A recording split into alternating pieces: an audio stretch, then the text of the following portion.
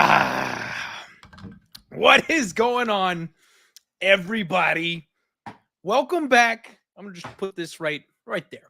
Welcome back to the Die Hard MMA podcast, the first episode in the year of our Lord 2023. It's finally happened. We're back. We made it. We're here. And I'm not sure why I'm not full screen, but you know what? It is what it is. Yeah, I can't fix it. Can't figure it out. Whatever. Welcome back, everybody. How we doing? I see everybody jumping in the chat. Jay, what's up? KW respects, Real Deal Prime in the house, MMA consumer. Hope everybody is enjoying their nice little break. We have one more week, folks. One more week until we get back to the MMA action. Apparently, I forgot to turn my lights on here, so let me go ahead and fix that. So there we go. There we go. Now nice, bright and shiny. You can see my face.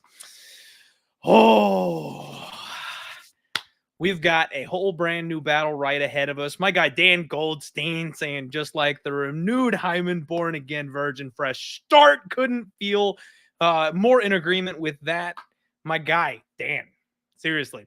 No, so the point of this episode, everybody, is just kind of knock the rust off, shake it out, get loose. We're back to the grind next week. There's a UFC event right around the corner. We are going to have to get used to it, get back in the driver's seat, and be able to get the mojo working the way it never quite clicked in 2022. So wanted to come in, sit down, chat with you guys. But, you know, I've said it 100 million times. Without you guys, there is no show. So I want to do a show with you guys, get back on track here a little bit. And then the idea was to go back, recap all the bets and picks for 2022. I got my spreadsheet. I got it pulled up. So if you guys want, we're going to go back over last year, go through the cards, go through the picks, and we can kind of hindsight it and be like, was that really a bad bet? Was the read that far off? Was it maybe one of the good ones that just didn't cash? Try to identify some mistakes that we made betting in 2022. We definitely can still do that. I'm not sure how much of that you guys do or don't want to do, considering everything that is going on right now. That's kind of the Alex Wilson with the $5 dono. Thank you very much for supporting the channel. Lost all my rent tailing picks. Now I have to get a second job. Please advise. Do I keep tailing or no? Alex, I love that you did this. Thank you very much.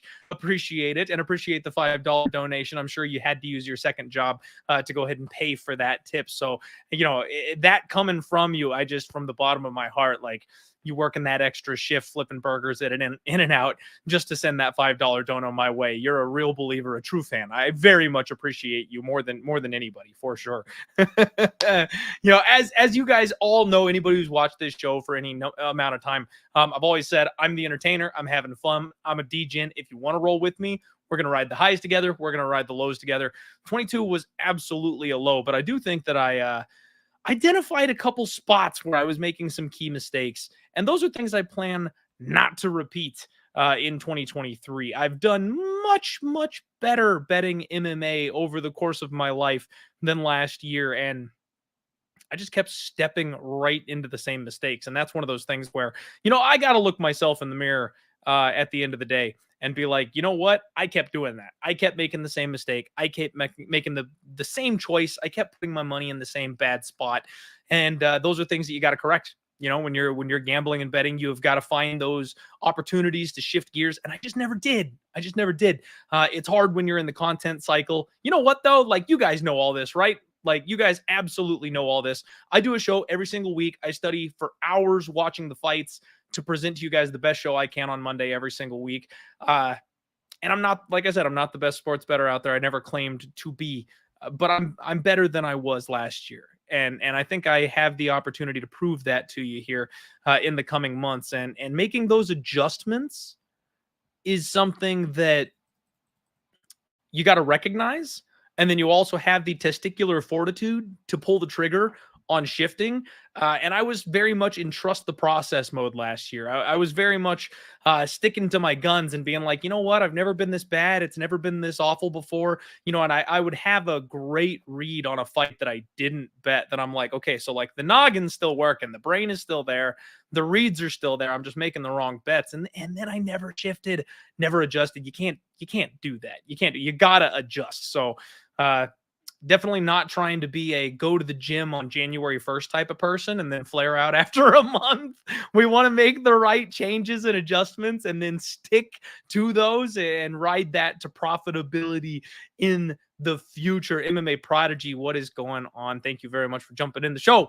Hope you guys are all having a great night. Hey, as always, guys, do us a favor. We're hosted here by Pub Sports Radio. Smash the like button for me, and let's get going. I mean, obviously, guys, I'm a slave to the cat here today. Part of the fun for today is going to be just us hanging out, talking to each other, seeing what's going on with everybody. So right now we got about 40 live viewers here on the show. Like I said, do me a favor and please hit the like button. If there's anything, questions that you guys want me to talk about, we're gonna go ahead and hit whatever you guys want to chat about and do our usual thing.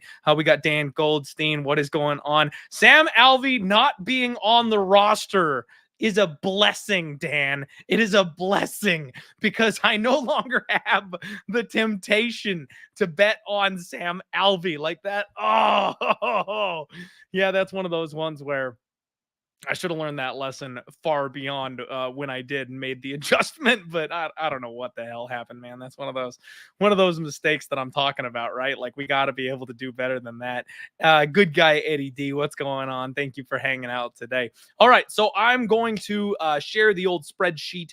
I get a lot of shit for not using like third-party tracking sites and stuff like that, and that's a whole different issue, right? Like there's people out there that have an opinion on how you should and shouldn't track your bets in MMA, et cetera, et cetera. I'm not going to get into that because opinions are like assholes. Everybody's got one. It's one of those things where you can do it your way, I'll do it my way.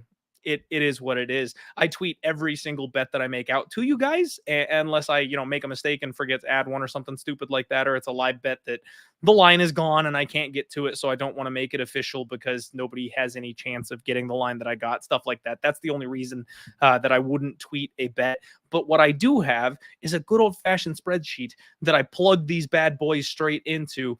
And that's the reason I don't third-party track, because frankly, guys, I'm too busy. I'm a family guy, got a wife, got a kid, and sometimes it just gets a little too hectic to get all the content done and then also get all my bets into one of those sites like Bet MMA Tips where they lock it down at a certain time right before the fights kick off. I'll have 2-3 weeks of bets that I plug into my spreadsheet at one time. I'll like dump a month's worth of picks in there and then get caught up on the record and stuff like that. So what we're going to do is we're going to go ahead and pull up the old spreadsheet. And I don't have a whole lot of experience with Excel here, so I don't know if I can like zoom in on the left-hand columns here for you guys. I am not sure. There we go. Maybe. Yes. Sweet. Here we go. All right. So that should work. Hopefully all of you guys can see that. Juicy Q, what's going on? Thank you very much for coming to hang out today. Thoughts on BKFC? I love BKFC. I mean, BK absolutely has some spots that you can get to. I know a certain sharp that seems to have ruined the market for the majority of us in BKFC, but there are certain spots, you can find people. You can find people that maybe should have far more of an advantage than the books are giving credit for and things like that. So you can find soft spots. You can find soft spots in BKFC, but it's much more volatile, obviously. I was watching an event a couple weeks ago, and a guy got absolutely rocked in the first round because they got no gloves, right? Like the impact is far harder on some of those shots. They got no gloves. So I thought he was dead. I thought he was a dead man walking. And then he comes out in the second round and like just massacres this guy, cuts his face up, bloodies him. They got to stop it because this giant cut, like your face is, the gloves help protect against like cuts and shit like that. So BKFC is not going to be able to stop those types of things, and people's faces get mangled over there. It's insane. It's insanity. So maybe more volatile than normal MMA betting, but you absolutely can find some soft spots. Here's the thing, guys. We do have a MMA lock of the night here in the chat, but as you all know, you can never trust anything that you see on the internet. I am going to go ahead and block him. I haven't talked to Manpreet, so like if that is actually Manpreet and he's trying to issue a public apology in the chat, well, I guess you'll have to come find me. But I'm not dealing with that shit right now. Obviously, that whole situation for anybody listening, audio only or people that are on YouTube and shit like that. There's been a gigantic thing on Twitter.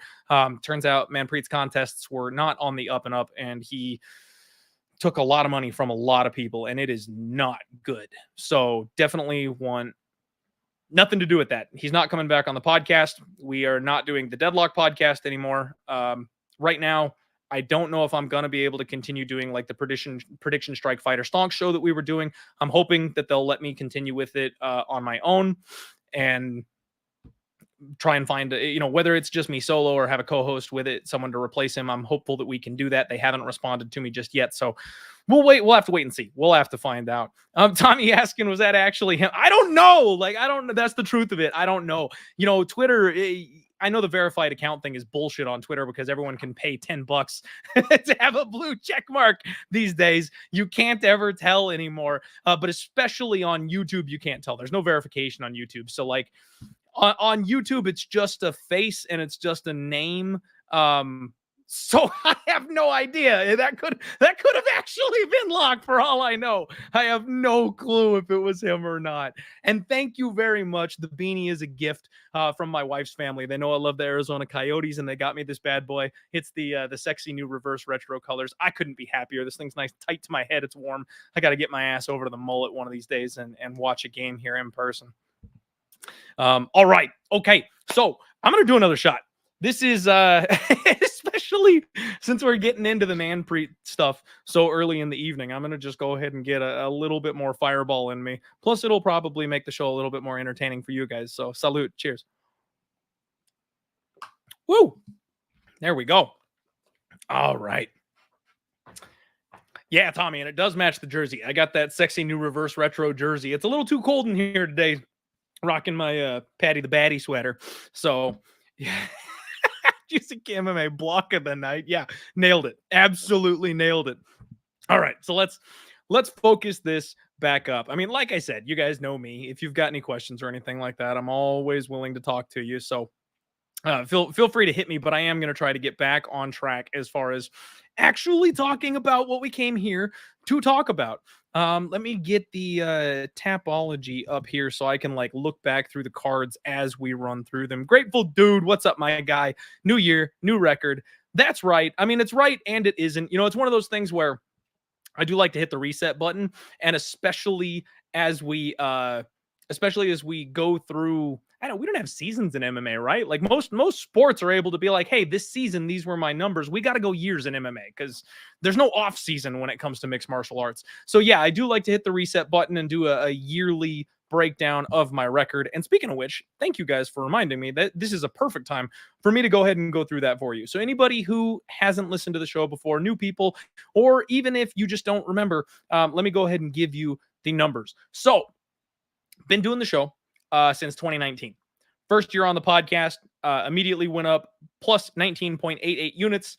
Felt like I was hot shit. Turned around, had an awful 2020 where I dropped 10.86 units. And frankly, I fumbled that bag at the finish line. That was like the final 3 events of the year where I just thought I knew more than I did, and I went super hard. I was up in the ballpark of like, I want to say it was like 16 units for the year or something like that going into the end of 2022. And then I just messed the whole thing up, had a massive swing the other direction, and ended up with an L for the year because I didn't want to ride out.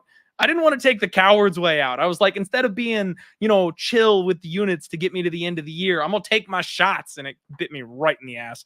Bounced back in 2021, had my best year to date, plus 34.19 units. I was coming off 2021. That's when we got all the followers. That's when the channel took off. I broke 10K on Twitter. Like everything was going my way coming out of 2021. And then 2022 happened. And so we're going to go over it. You guys will get a chance to see it, but it's a medley of errors. It's a combination of me making very bad decisions, making way too big of bets in spots. My bet sizing was awful last year. And then also I was part of almost every bad beat that you've seen. So like the Kamaru Usman 5th round head kick type of situation where like I was already having a bad year, and the bounces then did not continue to go my way in some certain spots. Now, I can't complain too much. Bounces even out, right? Like, I got the Aljamain Sterling split decision. So, like, yeah, you can't complain too much about the bad beats when you get some of the bounces. So I'm not gonna sell too hard on that. I was very, very fortunate in certain spots as we go back through this list. But mostly, again, it was just my inability to adjust. It was my inability to go, you know what? I'm not betting on the right fighters. I was targeting some of the lower level guys. I was targeting question marks, guys that had kind of shown us who they were. I continued to go back to the well with them, like Sam Alvey, like Jared Vandera. And it just cost me over the course of the year. It just cost me. So we're going to go over it, but that puts the full record for the podcast down somewhere in the ballpark of like minus 24 units, I think. So since inception in 2019, we are down below 20 units, unfortunately. So that's going to be the goal of 2023. Now, I want to set myself a reasonable goal here for 2023. I would love to say I'm going to get the entire 70 units from last year back in this year, but that's not realistic. You look at my history, it's been, plus 34 units was the best year that I had. So what I want to do in 2023 is get back over the Mendoza line. I want to erase the negative. I want to get back in the positive. I want to be a long-term winner again, so I can start saying that to people again. That's one of those things where I've always been able to fall back on saying, you know what, had a bad year, had a bad week, had a bad month, but long term, I've always been a winner. I'm not anymore. I can't say that right now. So that's the goal. That's the goal, is to get back to even for 2022. I want to go up 25 units in the year of 2023. That's the goal. That's the plan. Yeah, Logan saying that 2022 happened. Absolutely. And Jeff knows why I'm taking shots. That's it. Yeah. That's, before we, okay, I will just say this before we get into the whole rest of the thing. Yeah, the Manpreet stuff absolutely makes me want to do shots because I went hard for my guy. Like he was a guy that I tried. He was a friend, you know, we did a lot of shows together. We did a whole lot of shows together, and we had personal conversations after the shows were over, and we got to know each other.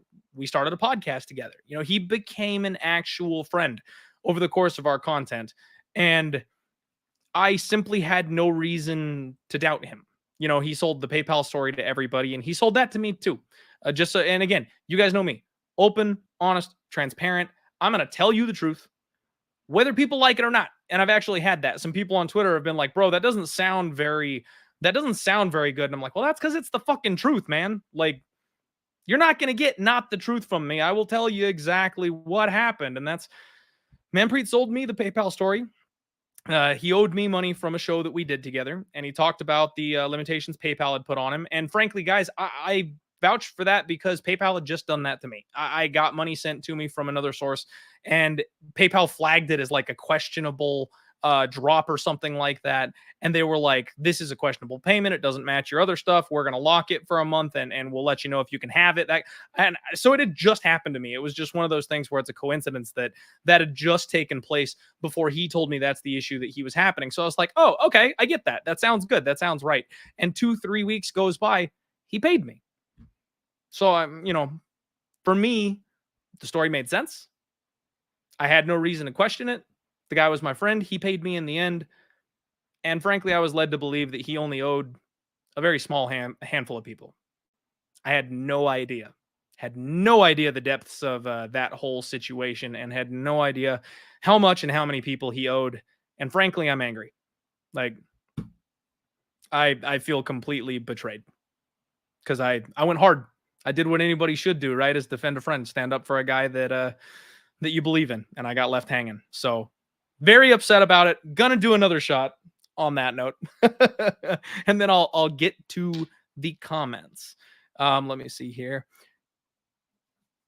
My personal simp, Clint's personal simp saying, Clint, dude, you're the best. Always show support. Lock spent all his contest money on in-person foot model sessions. He's worshiping the feet.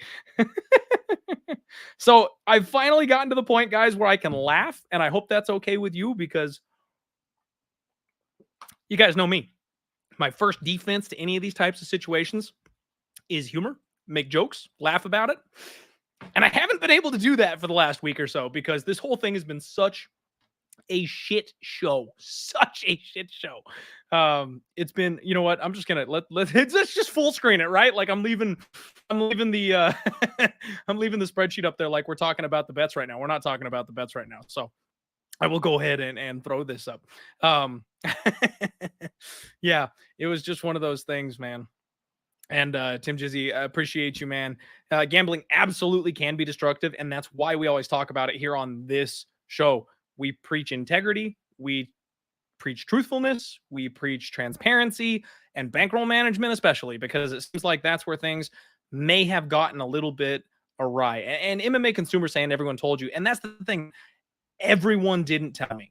Everyone didn't tell me. And this is something people don't seem to understand. Content creators, guys like myself, Andrew Gumbas, Locke, any of the guys that you know from Twitter or YouTube, we get bombarded with personal messages, and we're not everybody's cup of tea. There's some people out there that hate me just because of my face. There's people out there that want to take you down, that want to see you burn, that want to see you fail, regardless of how well you are or aren't doing. I mean, especially back in 2020, when I had my stellar year, I had people coming after me far more than when I was losing because they just didn't like me and they wanted to see me drop.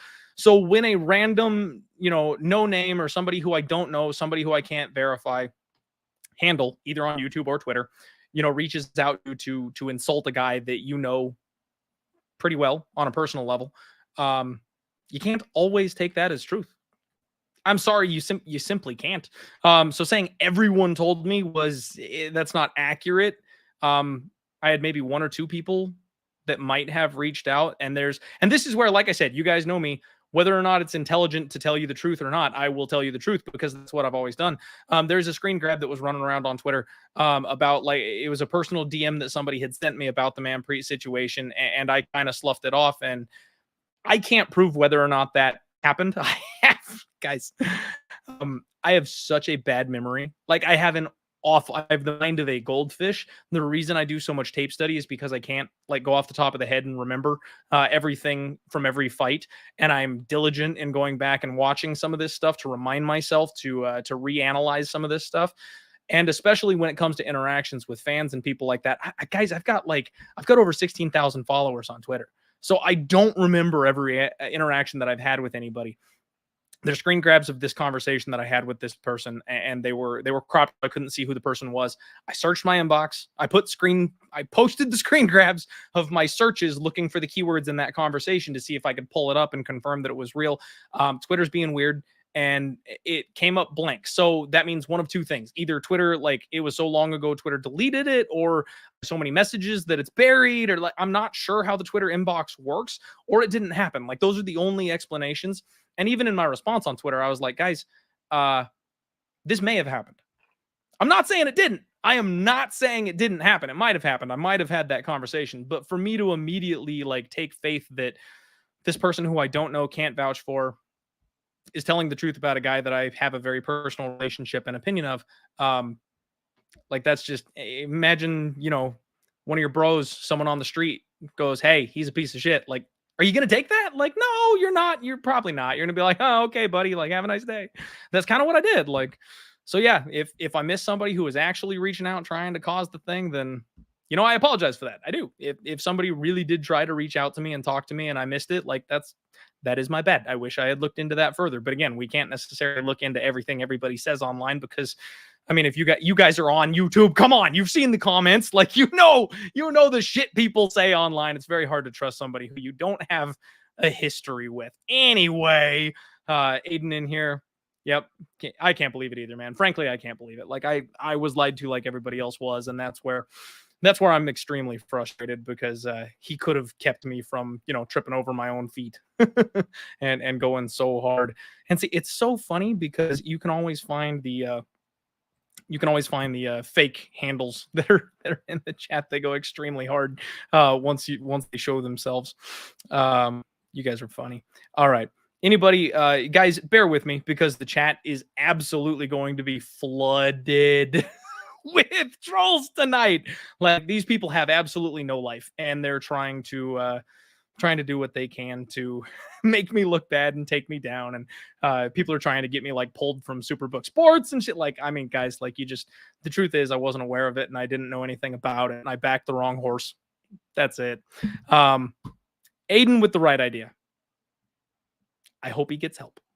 I absolutely hope he gets help because he apparently has a problem. And the biggest thing, guys, like it goes so tier list of anger, it goes the people he owes money in order of how much he owes them, me, everybody else.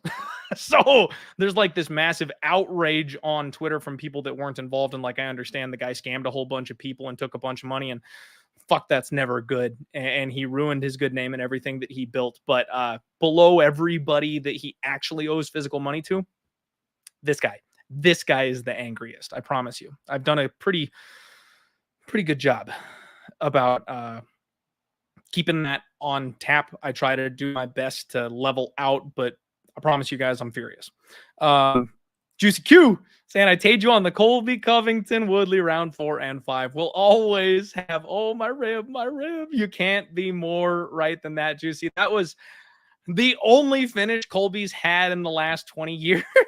And we hit on it in the 5th round because Woodley's rib popped. I can't believe that shit. That was, see, those right there were good times. And don't ask, don't tell, my guy in the chat. Definitely appreciate you. And you know what? Real quick, before we get back, we're going to get on track after this, guys. It's been 30 minutes. I've said my piece. We're going to get back on track after this. But seriously, you all in the chat, you're cool. Not you. You're cool. All the trolls, fuck off. Everybody else that's in here hanging out, you guys are the best. I have had an overwhelming amount of support from people. I have had a lot of personal messages. I have had people reaching out. I mean, my guy Daniel Jenkins is sending me just a wonderful message talking of, trying to keep my head up and keep my spirits high. And you guys still believe in me. And when something like this goes down and you're adjacent to an issue like this, that type of faith, I can't put into words what that means to me. You guys are literally what I'm here for. I'm able to help support my family's income because of the love that you guys have, because of the respect that you guys have, because of the trust that we have built. One of the good guys of MMA Twitter just went down in flames. And I fully expected more people to turn on me than have, because that faith had been shaken. And you guys have come through so strong. There's some haters out there that are trying to take me down. They're not going to get to me. You guys have been there through this entire thing for me and telling me to keep my chin up. And all the guests that come on this show have re-upped and talked about coming back and visiting and have understood that I didn't have anything to do with this situation besides just backing the wrong horse. And it just means the absolute world to me. You guys have no idea. And to keep myself from crying on stream, I am going to take another shot. Dabby Cab, my guy in the chat. What's going on, buddy? How you doing? Let's go get that up there. Hell yeah. And Noah Allen saying you're as good at judge a character as you were on fights in 2022. Noah, tell me about it. Like, cheers to that hilarious comment.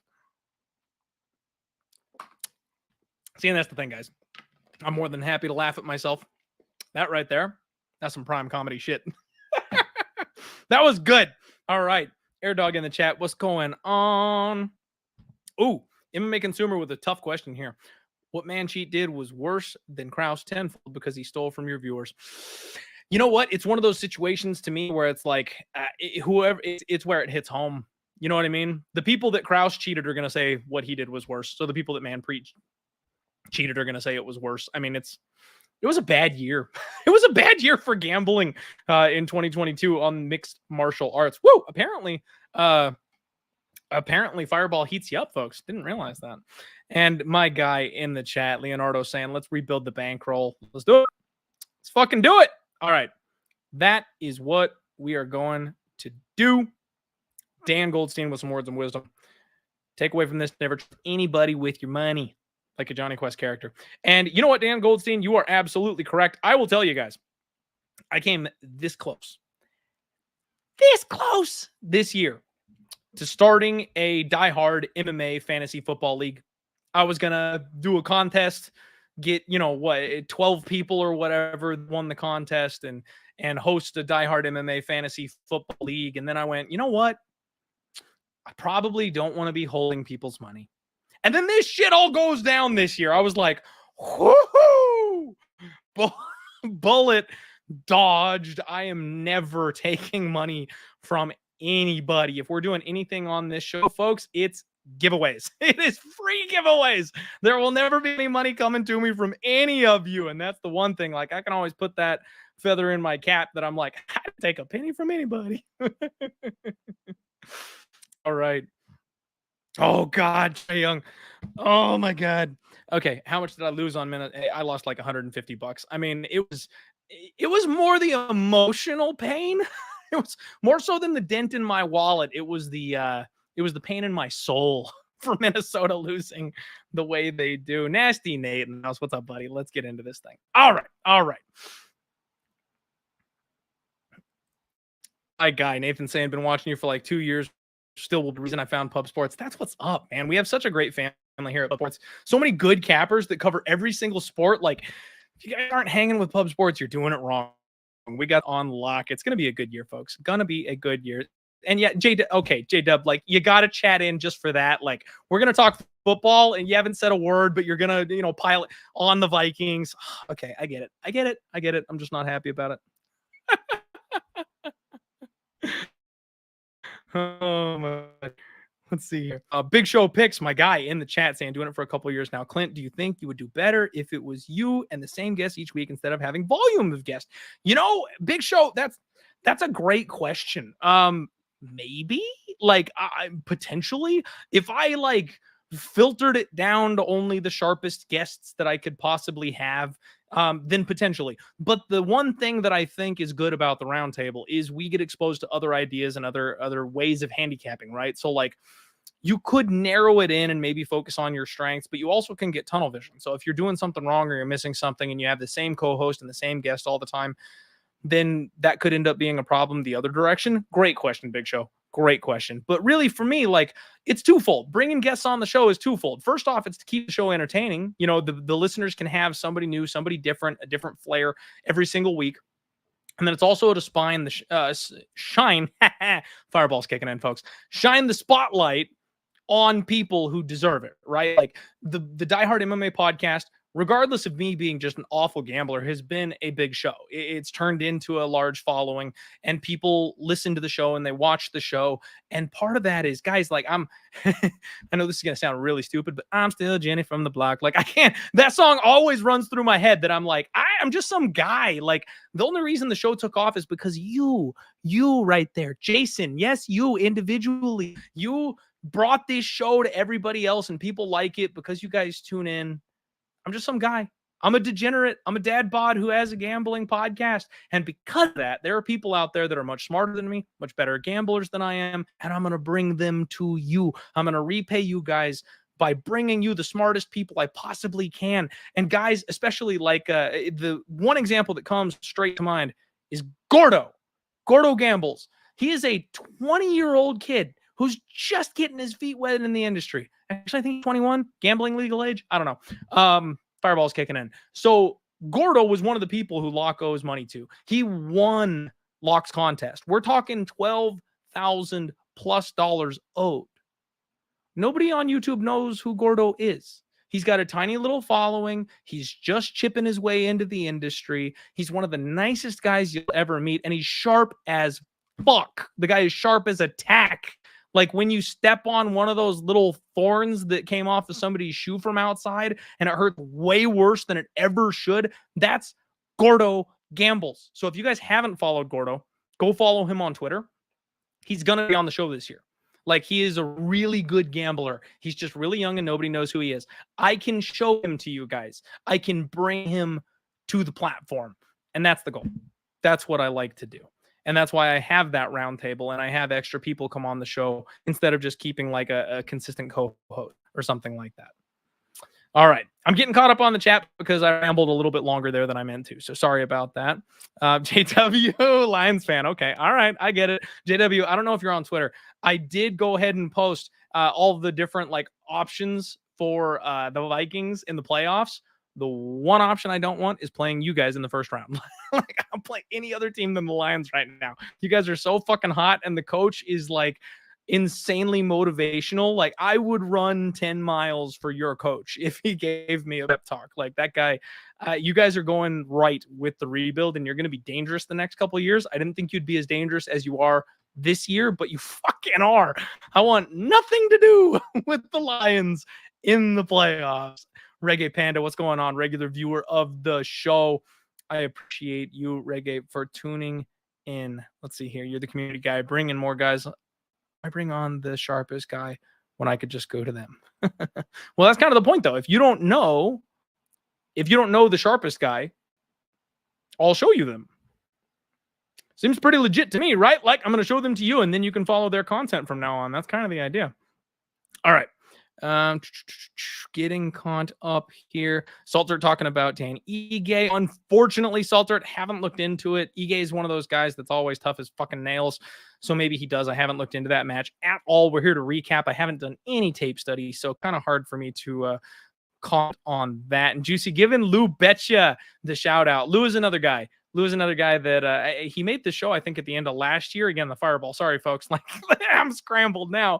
4 shots in, and I'm going to do a couple more for you. But Lou is one of the nice guys of Twitter. He's absolutely freaking hilarious. Thank you, Billy. I appreciate that. Guys, we got 76 people in the chat here. We now officially have a tipsy host, and the show is rolling. We're about 40 minutes in, and I'm going to have to pull up the Monday Night Football game over on the screen over here because I'm in not 1, but 2 fantasy football championships, and I really need Jamar Chase to have a good night. Shout out to my guy, Kelton MMA, who's out there watching the same game I am. I really need Jamar Chase to have himself a fucking night. I got Joe Burrow and Jamar Chase, the stack, to go ahead and take down that fantasy football league. That is the idea. We got Aiden saying Clint is just entertainment and transparent. That's all I can ask for as a viewer. Don't want some cocky capper bragging about how much he makes. Promo on Patreon, not showing any wins or losses. That's what's up, Aiden. That's what I do. That's what I'm here for. Fender Jazz, I am sorry to hear that you ended up down too. A lot of people ended up down last year. It was a weird year, 2022. We were coming out of the COVID thing. It was a whole thing. Glenn Bot, what's up, buddy? Thank you for joining. Greenbot in the chat saying, what happened to you in 2022? What's the biggest fight you're looking for in 2023? Well, Glenn Bot, we are about to talk about what happened to me in 2022. We'll get there. Biggest fight that I'm looking forward to. I mean, I know everybody's talking about like Vulcan Islam for the pound for pound 1 spot, but fucking hell, man, I'm looking forward to Yair Rodriguez and my guy on the undercard of that exact same fight. I mean, Josh Emmett has been the dark horse of that division for so fucking long, and I hate Yair Rodriguez's face. So yeah, I'm looking forward to that one. It's for an interim belt, I think. So that's kind of the weird thing about it. Not sure why it's an interim belt. Like, the champ is on that exact card, maybe so they can like face off in the cage afterward, after, you know, if he gets both belts or some shit. I don't know, but like, it shouldn't be for an interim belt. It's not for an interim belt, but I mean, it is for an interim belt, but it shouldn't be. But I'm looking forward to that fight. Big time. Golden Octagon saying Happy New Year. Right back at you. Let's make our moms proud betting this year. Absolutely. Sammy Davis, back at you. Big Show talking about his weapons. Yeah, he's got guns. Not just these ones. Big Show's got guns. Zach, shout out. Memorabilia 1777 talking about this. The UFC is WWE, and that's how everyone lost money on it. I mean, fucking hell. You know what? I don't like talking about sports being rigged. There's a lot of people out there that scream about sports being rigged.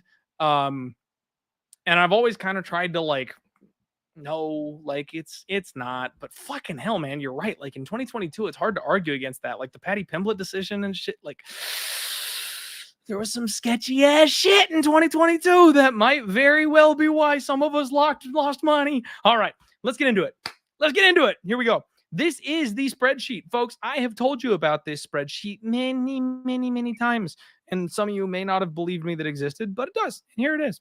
The fun thing is here, I can sift this thing into decimal format. So I put the bet here on the left-hand side, obviously. You can mark it a win or a loss, and then how many units, positive or negative, that it did glean you. Now, obviously, this is prone to human error, but I am meticulous in going back and correcting this. So I have found multiple errors in this thing, and I have corrected them over the course of the last couple of months, and we should have correct results. Now, for you to follow me to this tab, the unit count, it will show you the average line from every single bet you made over the course of the year, the amount of wins, losses, pushes, and then the total units and the ROI. So what we have is an average line of 4.34, which if you're talking American odds, it's plus 343. So you guys know me as the dog hunter. I was taking big underdog shots. My average line is over 3-1 on these bets.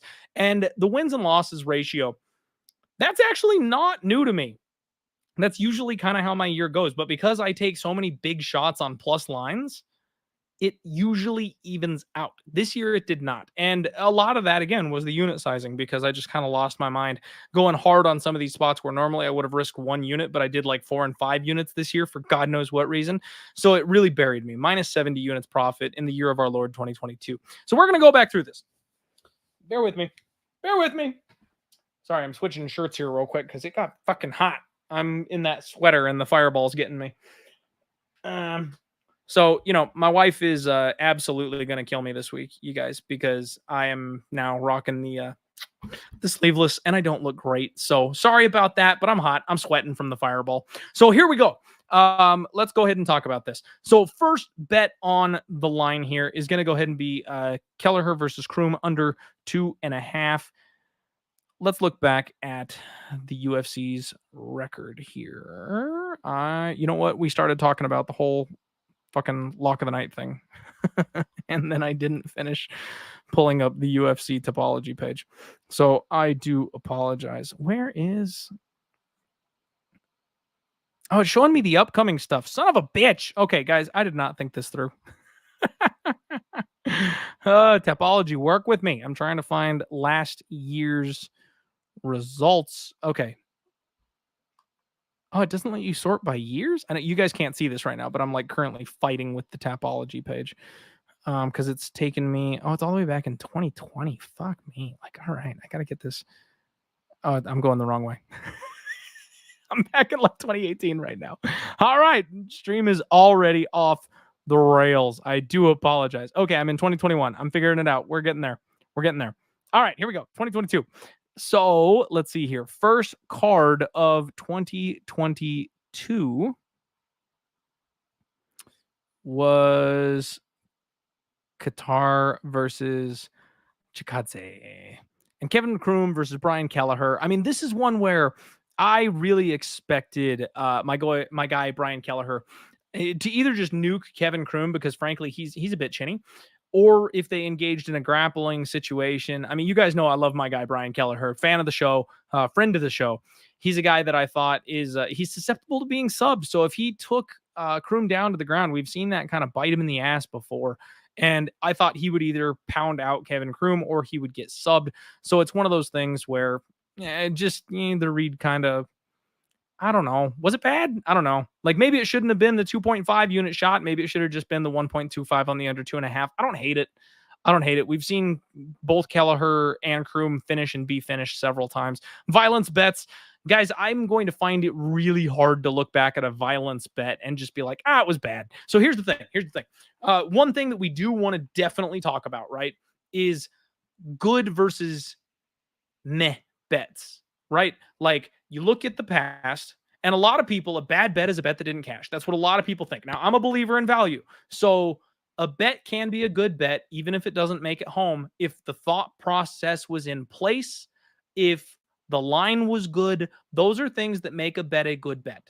Okay. So it's not just simply, did we cash the bet? Yes or no. It's not that black and white. Was it a bet that we would make if they ran the fight again tomorrow? And thankfully, I'm not tipsy enough to, to get past that thought process. So yes, we're going to have a lot of losing bets this year. So try to take off the rose tinted glasses when you see the fact that the bet lost. We're not looking at, did it lose? We're looking at, was it bad? Was it bad? All right, here we go.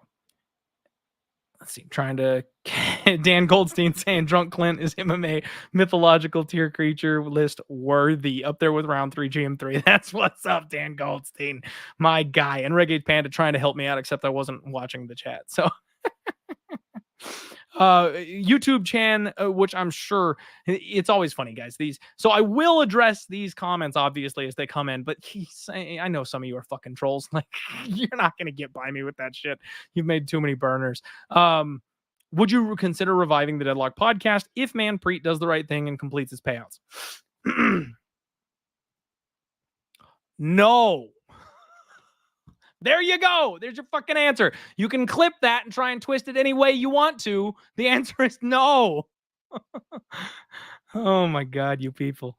Okay. So Aiden asking, is Kelleher still in the UFC? Actually, yes, my boy Brian is. He's working on a fight right now, unless I'm mistaken. Let me just pull his Tapology page up here himself, because it hasn't been that bad, guys. He's 3-3 in his last 6. He lost to Ricky Simone, Umar Nurmagomedov, and Mario Bautista. Like, fuck, what do you expect? He beat Domingo Pilarte, Ray Rodriguez, Kevin Kroom. Like, he's definitely not out of the UFC. Not out of the UFC. Aiden, if I could do a show with Cody, I would in a heartbeat. I love Cody. He's one of the reasons I started my podcast, but our schedules just don't mesh. I've tried to have him on the show multiple times. The one time in 2022 that I got him on the show, he had to dip out halfway through the podcast because he wasn't able to stay for the whole thing. So I really wish. And Noah, maybe you're right. Maybe I didn't drink enough in 2022. We'll fix that.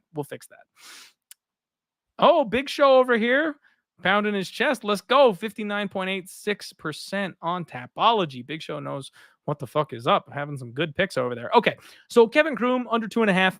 It's a loss, minus 2.5 units. But at the end of the day, I'm gonna say that's just kind of a wash, right? Like, we're not gonna give a giant L or a giant W to something that was a wash. So that's one that, okay, maybe I bet it again, maybe I didn't. And that's something. And again, I'm gonna tangent on this kind of shit a lot over the course of the show, guys, because you're gonna get my true unedited thoughts here as we go through this list. But there were a lot of things that I noticed about my betting trends, and one of those was near pick'em lines were not kind to me. So if something was in the range of minus 130 to plus 130, I got roasted, absolutely roasted on short favorites and short underdogs, coin flippy situations. They didn't really go my way over the course of the year. Now, that's one of those things where I look back and I go, okay, maybe I should stay away from those. I don't know if that was just variance, because at the end of the day, it's a close fight and it could go either way. So I shouldn't be betting on it. Or were my reads wrong? We don't know, because those are, again, coin flips. They were coin flips for a fucking reason. So I'm going to do my best to avoid coin flips unless I can really justify the line being wrong and making a better bet on something where I think there's value. So next spot here was Pickett at plus 130. And that got me my first dub of the year in 2022. I mean, of course, right? The greasiest, nastiest underdog you could ever ask for. Jamie Pickett over Joseph Holmes. Ugly Man is just one of those guys where he's a jiu-jitsu guy. He's tall, he's lanky, he's long. Like, he's got the physical cheat codes. So I think he will beat guys, and potentially he will do better in the long term. But he's also a guy that I really don't trust, because he's been finished a lot. Or not a lot, sorry, but I guess in his last fight, like, he got choked out by Jung Young Park.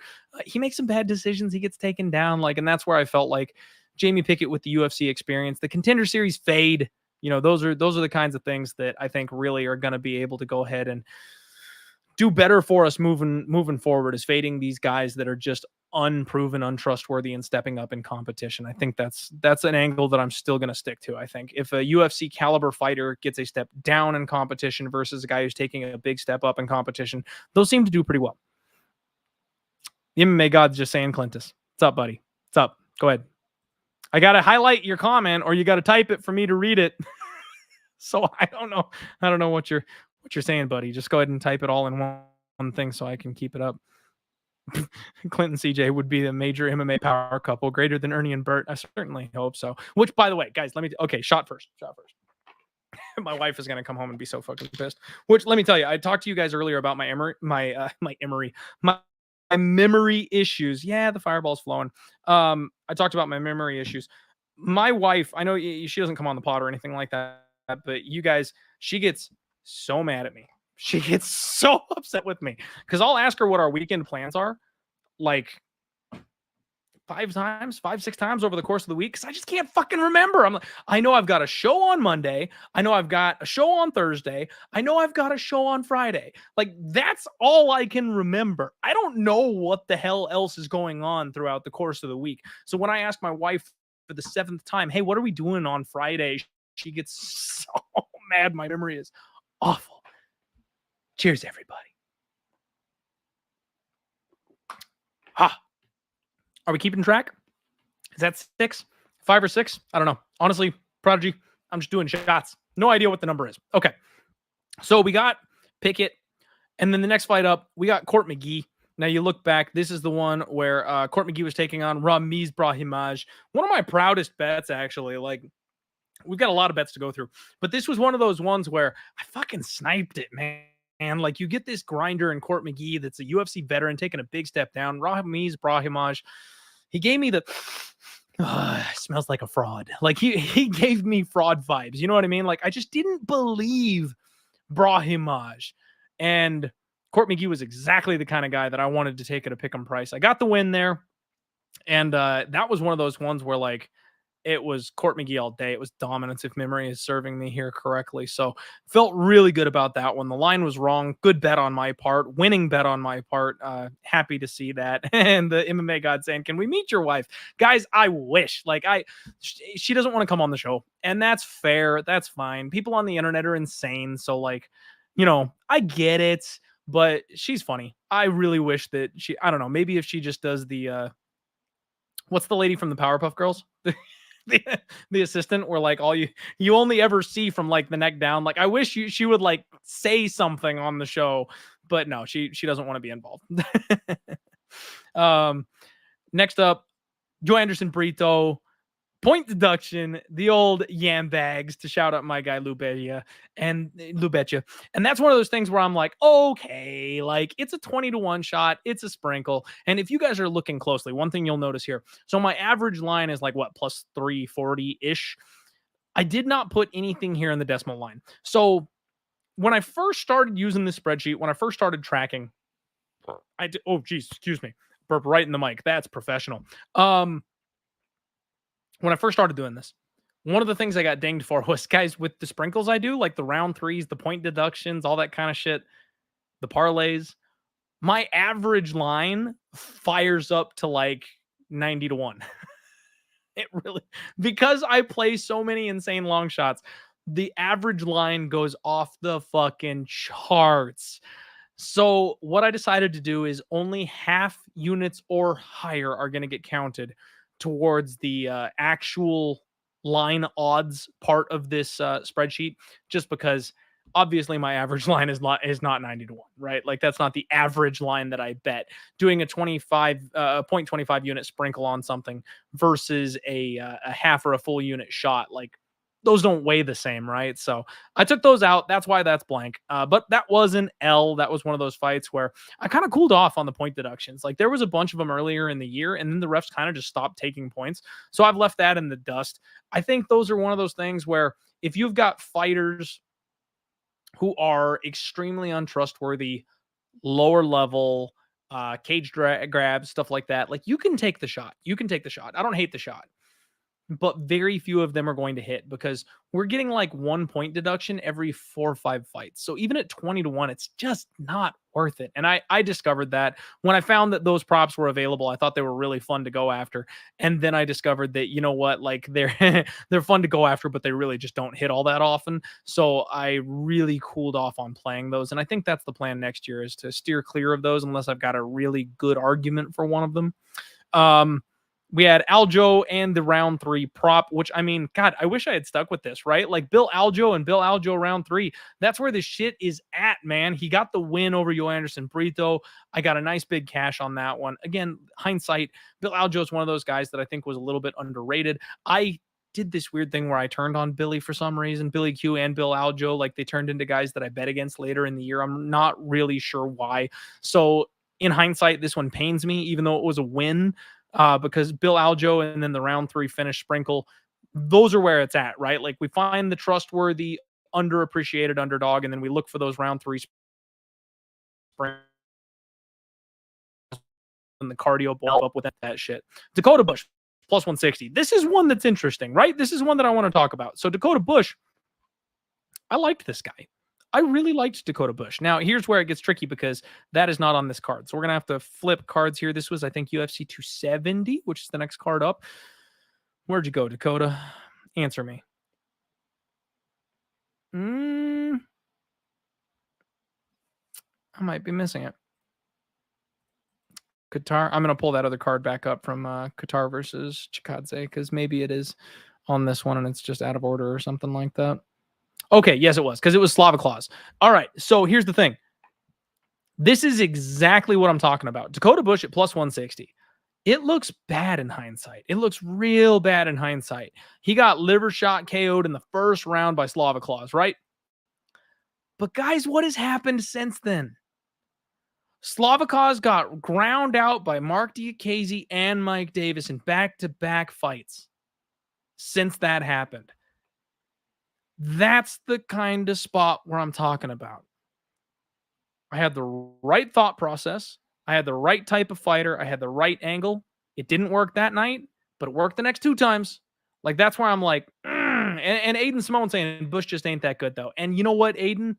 You might be right. Like, maybe I tried to hit the right angle with the wrong fighter, and that's a common theme. That is a common theme that we're going to see over this year. But that's one of those ones where I'll defend the thought process, right? Like, we saw that exact thought process and style work the next 2 fights. We were on the right track. So should it have been, I mean, I guess it was just a 1-unit bet. So never mind. It was, honestly, I think it's perfect. I think it's one of those ones where I said, I'm going to fade the guy. I think he's got a grappling weakness. We're going to take a grappler against him. Bush wasn't the guy, but it worked. The thought process was there. So I'm like, I'm on the fence about that one. I don't know that it was necessarily bad. Justin saying, bad year, yes, but Clint, you had to sacrifice something to the gods to make the Vikings playoffs good, right? Would you rather have a good betting year or Vikings Super Bowl? Justin, we have yet to get a Vikings Super Bowl. I will sacrifice my betting record. Give me a ring, baby. Oh, I love it. Absolutely love it. Noah saying Bush and Kroom next level bums, and I can't necessarily argue with that. Like Kroom is actually doing really well in BKFC, guys. Like if you watched Kevin Kroom's BKFC debut, his lanky, rangy style, he's gonna destroy people in BKFC. Kevin Kroom is gonna be a murderer in BKFC. Definitely not UFC caliber, definitely not UFC level talent, but fuck, if you can find him at a decent number in BKFC, that might be the move. Let's see here. Cayman Rider saying it really was the worst betting year. I think it's a year where most of the underdogs won compared to others. See, Cayman, I don't think that's right. So, like, I remember listening to On the Line with Gianni the Greek and Nick Kalikas, and Gianni was talking about how this year, more so than other years, was actually favorite heavy up until like the last 2 cards of the year or something like that, where it was extraordinary the amount of UFC betting favorites actually came through. It was unsustainable. So it's one of those things where yeah, a lot of underdogs did not come through, and I think that's part of why I had such a bad year, that the bookmakers were fucking sharp this year. That's where, guys, it's a relationship, right? Like, it's bettors and bookmakers. They exist so we can exist. It's a symbiotic thing. We want to bet and win and make money, but in order to do that, the bad guys have to be there to take our money, right? Like, you can't get around that fact. We need both parties to make this work. And when they are sharp, when they set a line, when they bait people and take a bunch of money from us, like, that's literally their job. So yeah, that sucks. Yeah, it hurts for us. We don't want to lose money, but that's what they're out there to do, right? Like, so we got to kind of just tip our caps and be like, hey, you guys set the line here. That's it. And Gutierrez Silva saying, you're awesome on YouTube and MMA Twitter, but thank God I never take your advice. Gutierrez, if that's how you do it, then good fucking luck, man. Like, I'm fine with that. Tune into the show, hit the like button before you leave, interact with me on Twitter. I post some good memes and shit, and I plan on doing a whole lot more of that this year. But yeah, you don't have to take my betting advice, and that's fine. That is fine with me. Definitely hoping to have a better 2023 than I did 2022, though, for sure. Thank you. Reggae coming in. Faves were about 68% this year. Yeah. Definitely. Much love back at you, Justin. All right. So next up, Brandon Royval. This is one that I laid the proverbial hammer on. We did get the win, minus 170, 3.4 units to win 2, I believe. I should have done less with the big bets. And that's something I'm going to try to do in 2023, because it got to the point where I was taking 2-unit shots on everything. And part of the reason why I took so much damage this year is because I literally doubled my betting action. Like, everything was 2 units. The 1-unit shots were few and far between, and every single bet was a standard 2-unit. I need to chunk that back down to 1. Everything needs to be a 1-unit bet, unless I'm particularly extremely confident on a single spot. Then maybe we do the 2-unit shot. But the 2 units needs to matter in 2022. And this was a close bet. It was a split decision. That's another one where Brandon Royval's my guy. Love his style, love his fighting style. He has some durability concerns, but he's always got that finishing upside that bails him out of spots. Not a good bet in hindsight. And this is where, guys, look at this. This is a winning bet. I won 2 units on this bet. Not a good bet. I should not have laid minus 175, 3.4 units.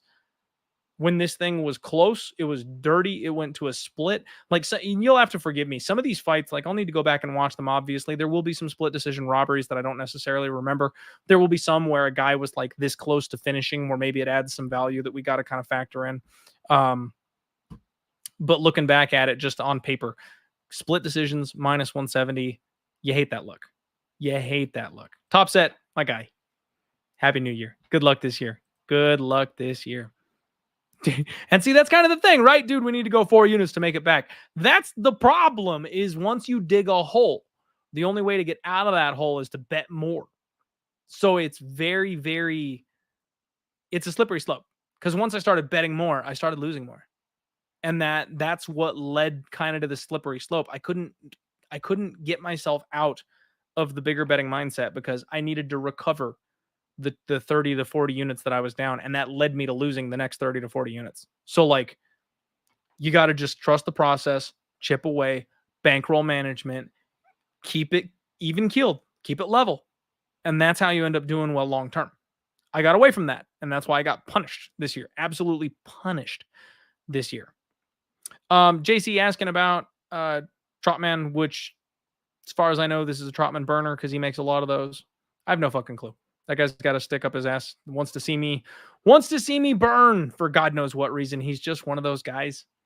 And frankly, I blocked him because he's a piece of shit, trying to wrangle me into something that I had nothing to do with, trying to pin a lot of bullshit on me, taint my name, stuff like that. Like, that's his MO. And it is what it is. Like I said, I have no problem with people not liking me. I'm not for everybody. I'm the positive guy. Come hang out, have a good time. There's people that don't like that. There's people that don't like my face, that think I'm too old, whatever. Like, that's fine. If I'm not your thing, that's fine. But don't try to slander me. Don't spread lies. Don't try to drag me into something that's not my thing. Like, that's all I ask. Like, just don't try to tie me to something that isn't me. Chase Sherman. Good God. The next bet I made was Chase Sherman. Guys, let's look at this for just a second. Bill Algeo, Dakota Bush, Brandon Royval, Chase Sherman. That's the start to my 2022. Like, if that tells you just anything, we're in for a long night, right? Like, we're only 11 bets in, and that's what I'm dealing with. And then Jamie Pickett, Court McGee, and a point deduction prop. Like, that's if that is gonna set the stage for how bad this year was, that right there is going to tell you, like, I was off my fucking rocker. And a lot of people are like, oh, Clint, like, the people out there that are trying to drag me are like, oh, you suddenly started losing when you got the Superbook sponsorship. You're giving bad picks, bro. You're giving bad picks so that people can lose money at the book that you're sponsored by. Like, no, fuck no. Are you kidding me? Like, first off, I've always been Miley Cyrus swinging from the rafters the way that I bet. That's been me since day one, if you've been paying attention. This is the first event of the year. I did not have that Superbook sponsorship until March, and I bet Pickett, McGee, Kroom, Aljo, Bush, and Royval.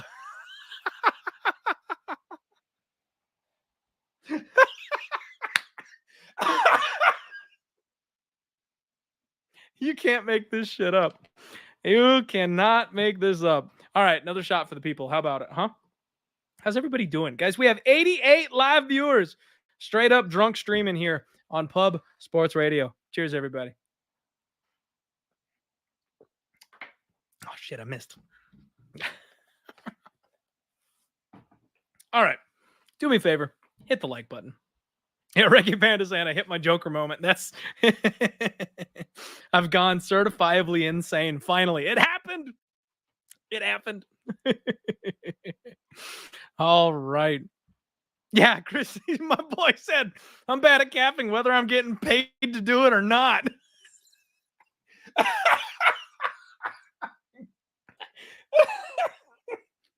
Okay. I'm sorry, that was really funny. Okay. I'm all right. I'm good. Okay. So you guys know me. Let's get back to the numbers here. Dirty, stinking, nasty fighters like Chase Sherman. There's a place, there's a time and a place. But Chase Sherman, much like Sam Alvey, just don't do it. Just don't do it. I mean, dear God, he's 2-7 now. He beat Ike Villanueva and Jared Vandera. And frankly, I thought he was losing the Vandera fight until he finished it. So, like, no. That's one thing I think that I need to get better at is identifying fades and identifying fighters that we should just never put our money on. Like, yes, price is everything. There is a tipping point where all of a sudden you go from this is a bad fighter at -110. We bet against him 100% of the times, but at +300, all of a sudden that's the only side that you can bet, even though he's a bad fighter. The answer is pass, folks. Fireball and popcorn. Like, yes, it's a good number. Maybe the bet is dog or pass, but dear God, just pass. Like, you don't always have to take those spots. And that's exactly what Chase Sherman is for me, especially from now on. So I'm just going to label any Chase Sherman or Sam Alvey bet a bad one from now on. Like, that's well, we'll just label them bad bets, win or lose regardless. We're not betting on Chase Sherman or Sam Alvey. And Sam, I love you if this ever got to you, by the way, because I am a huge fan. I love the guy. Parlay, this one, 2 units, Caitlin Chukagian versus and the over 2.5 for the Giga and Calvin Kattar. I do have to speed this up just a little bit. Now, the over 2.5, free money, right? Calvin Kattar, man, is built out of steel. You're never going to knock him out. And using over 2.5s for him, fair parlay piece, in my opinion. Like, unless he's injured, which, dear God, I hope he recovers quickly and gets back because he's such a fun fighter. But the over 2.5s are the way to go on Calvin Kattar. So parlay piece, no shame there. And Chukagian versus Jennifer Maia. I mean, again, you got chuked, baby. Like, Caitlin Chukagian is the opposite of Chase Sherman. Caitlin Chukagian is the type of fighter that you want to bet on. She's disrespected by the number and she just fucking wins. She's a good soldier. She goes out there and jabs and she kiosks and she sells it. That's a good bet. The 2 unit bomb on the, and it's not a bomb this year. I got to stop saying bomb because frankly, 2 units was my standard. But the 2 unit bet at +131 for that parlay, like, yeah, I like that. That's a good one. We can put that in the dub column. So I'm going to move on here.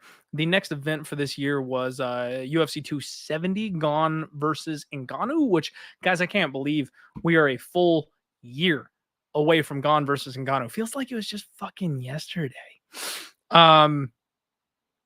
JC asking what my lock of the night is for the next card. Guys, I haven't looked at it yet. Have not looked at it yet. So with the whole lock of the night scandal and everything going on, and I wanted to take a mental vacation from all this stuff so I could get right for the next year, I haven't looked at shit. So I haven't looked at a betting number. I don't even know anything beyond the main event. Like, guys, I got nothing for you. I'm sorry. That's not what today is. So I would normally answer that question for you, but I got nothing. Absolutely nothing. Let's see here. At least Clint is less hairy than Harrington from the BYM. I love Harry from the BYM. Bring it, baby. I got more hair on my chest than you guys realize, by the way.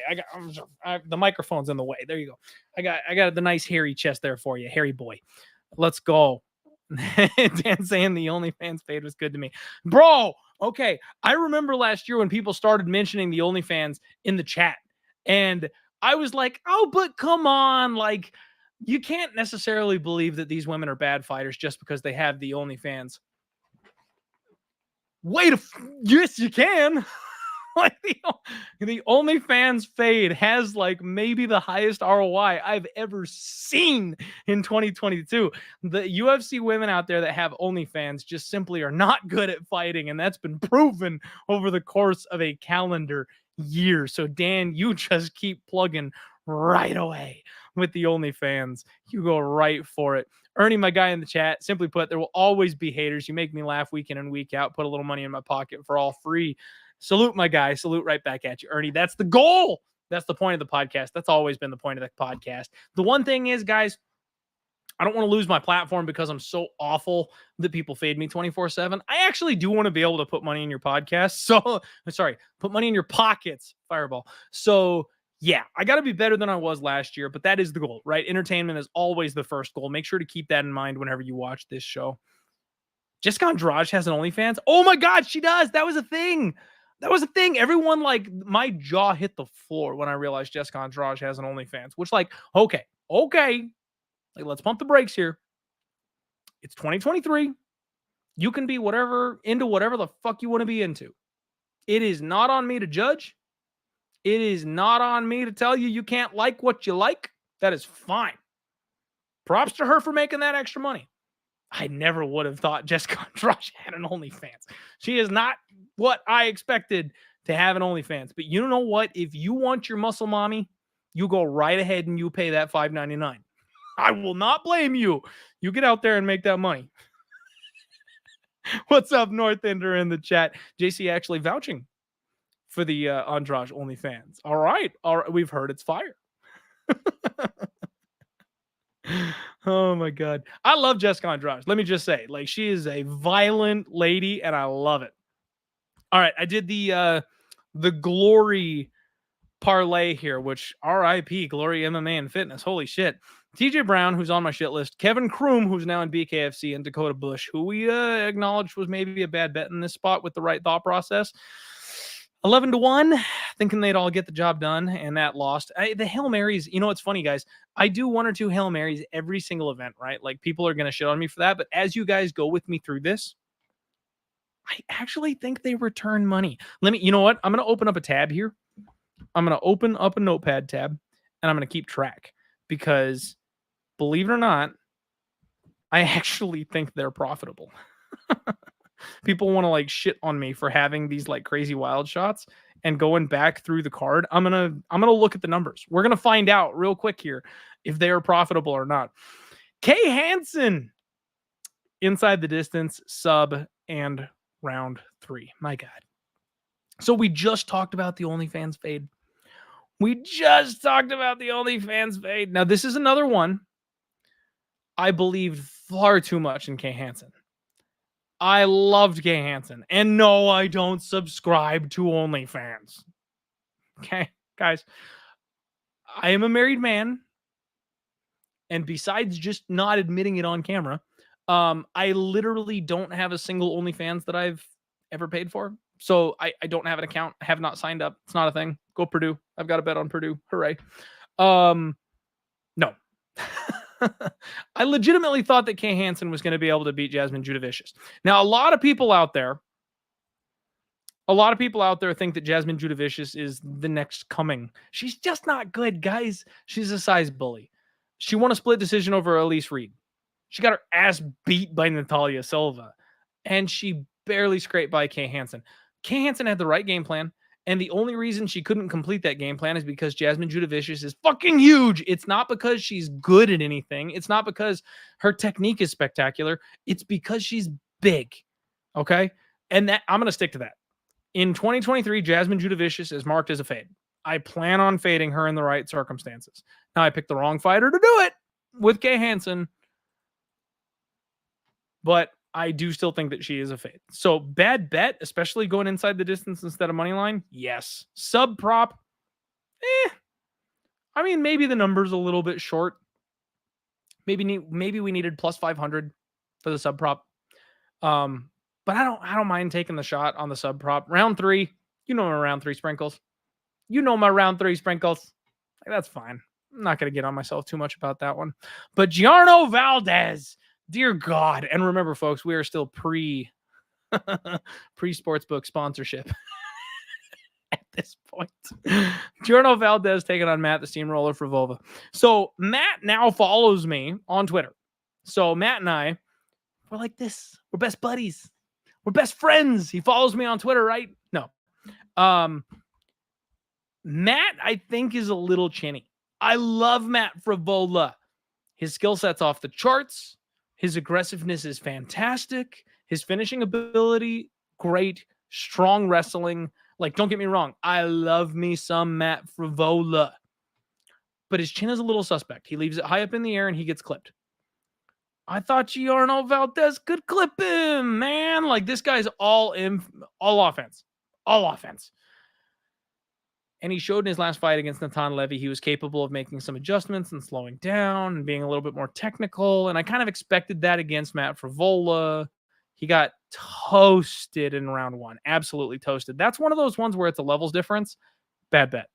Never should have been 2 units. If I wanted to take the shot to fade the chin, sure.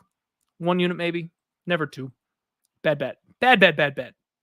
And I hope the people that are always in the YouTube chat and in the comment section and on Twitter that are watching my previous shows watch this, because there's a ton of people out there. I don't know what it is. There's a bunch of people out there that are like, oh, Clint will never say he made a bad bet.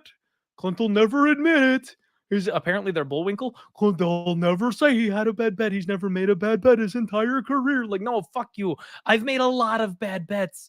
I just also understand that not every losing bet is a bad bet. This was a bad bet. Gianna Valdez, very bad bet, and bad bet sizing, which is really what we're focusing on here. Yeah, Reggae Panda backing me up here. Sub was fine. Definitely appreciate that. Clint, if you were a fighter, you'd be Dakota Harry Bush. I mean, maybe, right? Like, the only mixed martial arts experience I have to my name is jiu-jitsu. So maybe I would be Dakota Bush. Let's see here. Jay saying, don't explain why you're the worst gambler on earth. Save the excuses. All your fades mean bet them more. Your excuses are lame.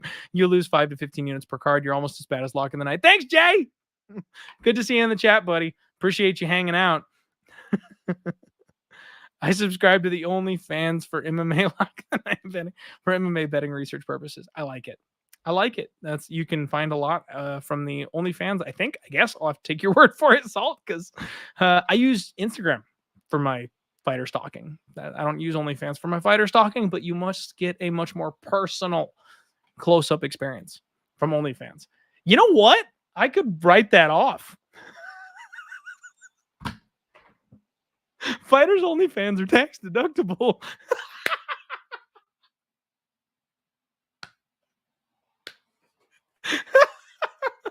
Oh my God, my wife's gonna kill me. That's good shit. All right, here we go. The creme de la creme. This right here is when you knew 2022 was gonna be a bad year. I bet 3 units, which is like my max bet on underdogs, on Trevin Giles against Michael Morales. Undefeated, 14-0, all knockouts, Michael Morales. Trevin Giles, who has been the one guy in the UFC that I marked as a fade 2 years ago and have stuck to that game plan, became a 3-unit bet in January of 2022. Guys, let me just real quick. I am so sorry. I got nothing for you. This was early set the bar for the worst bet of 2022. I actually put 3 units on Trevin Giles against Michael Morales. Oh my God. Like, the Contender Series fade be damned. Like, these guys coming off the Contender Series, taking that first step up, I think that's a profitable play until they adjust. Here's the thing. And towards the end of the year, they started adjusting. So they did legitimately start giving the Contender Series fighters easier fights. Okay. That's something that I've noticed. And if you guys realize this, if you guys follow me on Twitter, you've seen I've cooled off on the Contender Series fade. I said I was going to auto bet it throughout 2022. And I did. But then after a month or two, I went, they're matchmaking. They're matchmaking these Contender Series guys so much softer at the end of the year. I truly believe that the angle worked, and I can prove it's profitable, by the way. It worked, but I don't think it's going to be in 2023. I do not believe, and let me state this for everybody, because the Dana White Contender Series fade is my baby. I do not believe that that angle will be profitable in 2023 because they started matchmaking these guys softer. So, yeah, my guy, the real CLP, is saying 1 unit would have been fine on Giles. That's what's up right there. The 1 unit shot on the fade would have been fine. The 3 unit shot was dumb, was stupid, so bad. Cannot justify the 3 unit shot on this kid. 1 unit shot for the fade angle, sure. 3 unit shot, no chance. But they're softing these guys. They're softballing these guys. They're going to win more. I really think that that's going to happen next year. So I'm going to be very, very careful about the Contender Series fade. I'm not going to toot my own horn as much as I did in 2022. I am not going to dump truck as much as I did in 2022, especially with Trevin Giles spot. Like, I'm not going to go 3 units on it anymore in 2022. That ain't happening because I think they're adjusting. You can't blame, blatantly and plain, I think is how I got to Blaine. You can't just plainly fade that kind of a spot forever because the UFC figured out these guys weren't winning. The UFC wants to make money. The UFC wants these Contender Series guys with hype to win. They want to give them time to adjust to the UFC level. That's happening. It's happening in real time right before our eyes. So because of that, they're getting softer matchups and they're winning more fights. That's happening. So I'm going to be very, very careful in the future with this bet. But regardless, God, this was a bad bet. Dear God, Trevin Giles. I will never bet on Trevin Giles again. Like, I like to, there are some guys out there that can like zigzag with their fighters. Apparently that ain't me. Like, you go on the fade list, you stay on the fade list. Like, that's how it should be, because as soon as I switch sides and I go to betting on them, they get like knocked out in round 1. It just happens every time where I'm like, I'm absolutely right on the fade. I should have just kept fading. So, yeah, that ain't happening. Trevin Giles, fade always or pass. That's the move. Let's see here. Dirty Reg picking him off over Gastelum. I lean him off early, but again, no research, so can't necessarily say that with much confidence. They had Goldstein saying at least Clint does dumb stuff, gambling. He's hilarious about it. I just cut myself. Oh, God, Dan, no. Don't. Self-abuse is not okay, people. Get Dan. I hope that's a joke and not like one of those dark internet jokes where it's real. Please don't do that. Reggie Panda saying RIP the guys who failed jail and I'm at it. Yeah, we'll get there. We'll get there. Can we get a sad twerking video for the worst year ever? Oh God. Free Ukraine in here. I did a twerking video for the victory last year. I challenged what's her name? She retired from MMA and went to WWE because she sucks, but she's got an ass on her. What's her name? Somebody remind me. Valerie, right? Laredo. Anyway, I challenged Valerie and I promised I would twerk on camera if I had a winning year last year, and fuck yeah, I did. I don't know if sad twerking is the way to go. We can do something. I mean, you guys are kind of getting like a drunk Clint stream right now for the worst year ever, right? Like, I don't know. What do you want? Tell me in the chat, what do you want for the worst year gambling ever? I'll see if I can make it work. Let's see here. Boys saying I'm late to the stream. Have you already covered the Lock of the Night stuff? Boris, yes. For about the first 30 minutes or so, I rambled and talked about Lock of the Night, and that was a whole thing. So I did go ahead and talk about that stuff. Again, as always, guys, if you have any questions, hit me. I'll answer you. This apparently is going to be a 4-hour stream because I can't stay on target. And it's like Star Wars, stay on target. And I can't stay on target for any of this shit because I'm drinking and you guys are fun. UFC free bet picks in the chat. What's up, my guy? Okay, real quick. You guys, serious face. Got to full screen it for this. If you don't know UFC free bet picks, first off, sharp as shit. Great content. great content, good capper. He's on Instagram. Not a lot of your favorite cappers are on Instagram. UFC Free Bet Picks is on Instagram. He has an itty bitty, teensy weensy, tiny little following on Twitter, but his Instagram is like blowing the fuck up. So if you don't know who this is, that's why. Follow him on Twitter if you're a Twitter only person. Follow him on Instagram if you're an Instagram person. And UFC Free Bet Picks 2023 is the year that we get you on the fucking show. So let me know, because we're going to do it. We're going to get it done this year. And yes, thank you for you, Kane. Valerie, I still don't know how to say her last name. Loretta? I think Loretta is the way to say that. Okay, and that's the problem with the fucking chat, is that we get like caught up. You know what? I missed one though. I did miss one. Let me scroll back here. Just 1 second. It takes me a minute to scroll back so I don't miss it, because it's here somewhere. I saw it.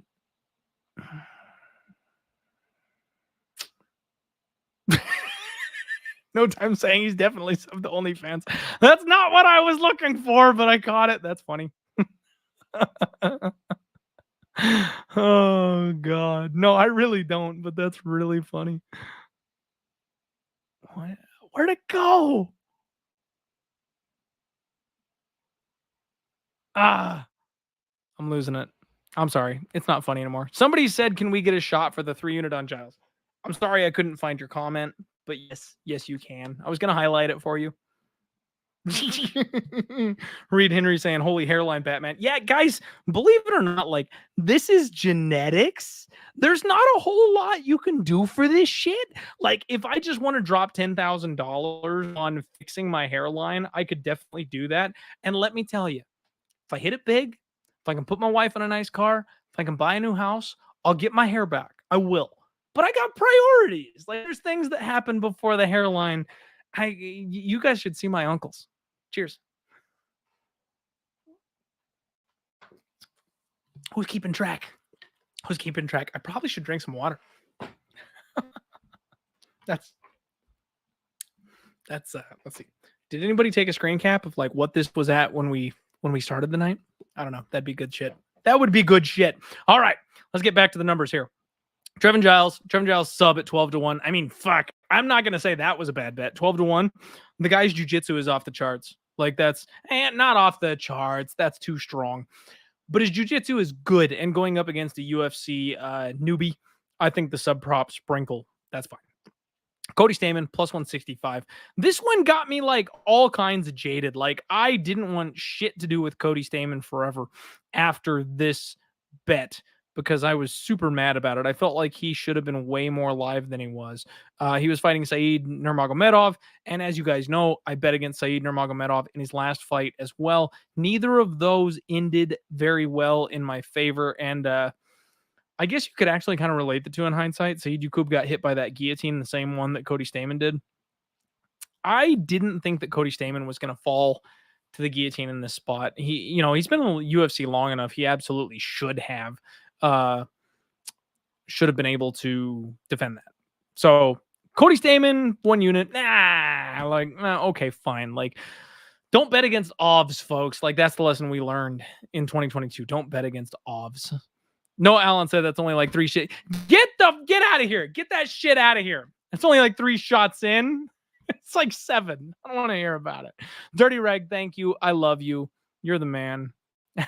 Have you considered running a Lock of the Night challenge to finance your hair transplant? You know what, JC? Like, see, this is the kind of shit I miss. Twitter has not been funny for the last 2 weeks with all the Lock of the Night stuff coming out. It has absolutely been a shithole with people being super upset about everything, which, again, understandable, very serious topic. But I miss the jokes. That's some funny shit right there. I should tweet that. I'm going to get a hair transplant. I'm going to run a contest and nobody wins it. I'm just going to go get my hair done afterward.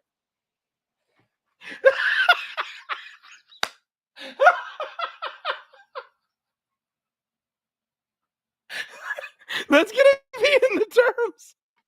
That's going to be in the terms of the contest. There is no winner. There are no payouts. It just goes to the hair transplant. Oh my God.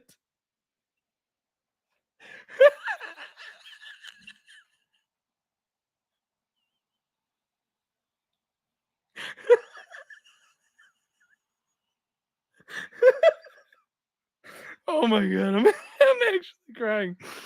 Oh, that's funny. Oh, you guys were not going to get through all the bets.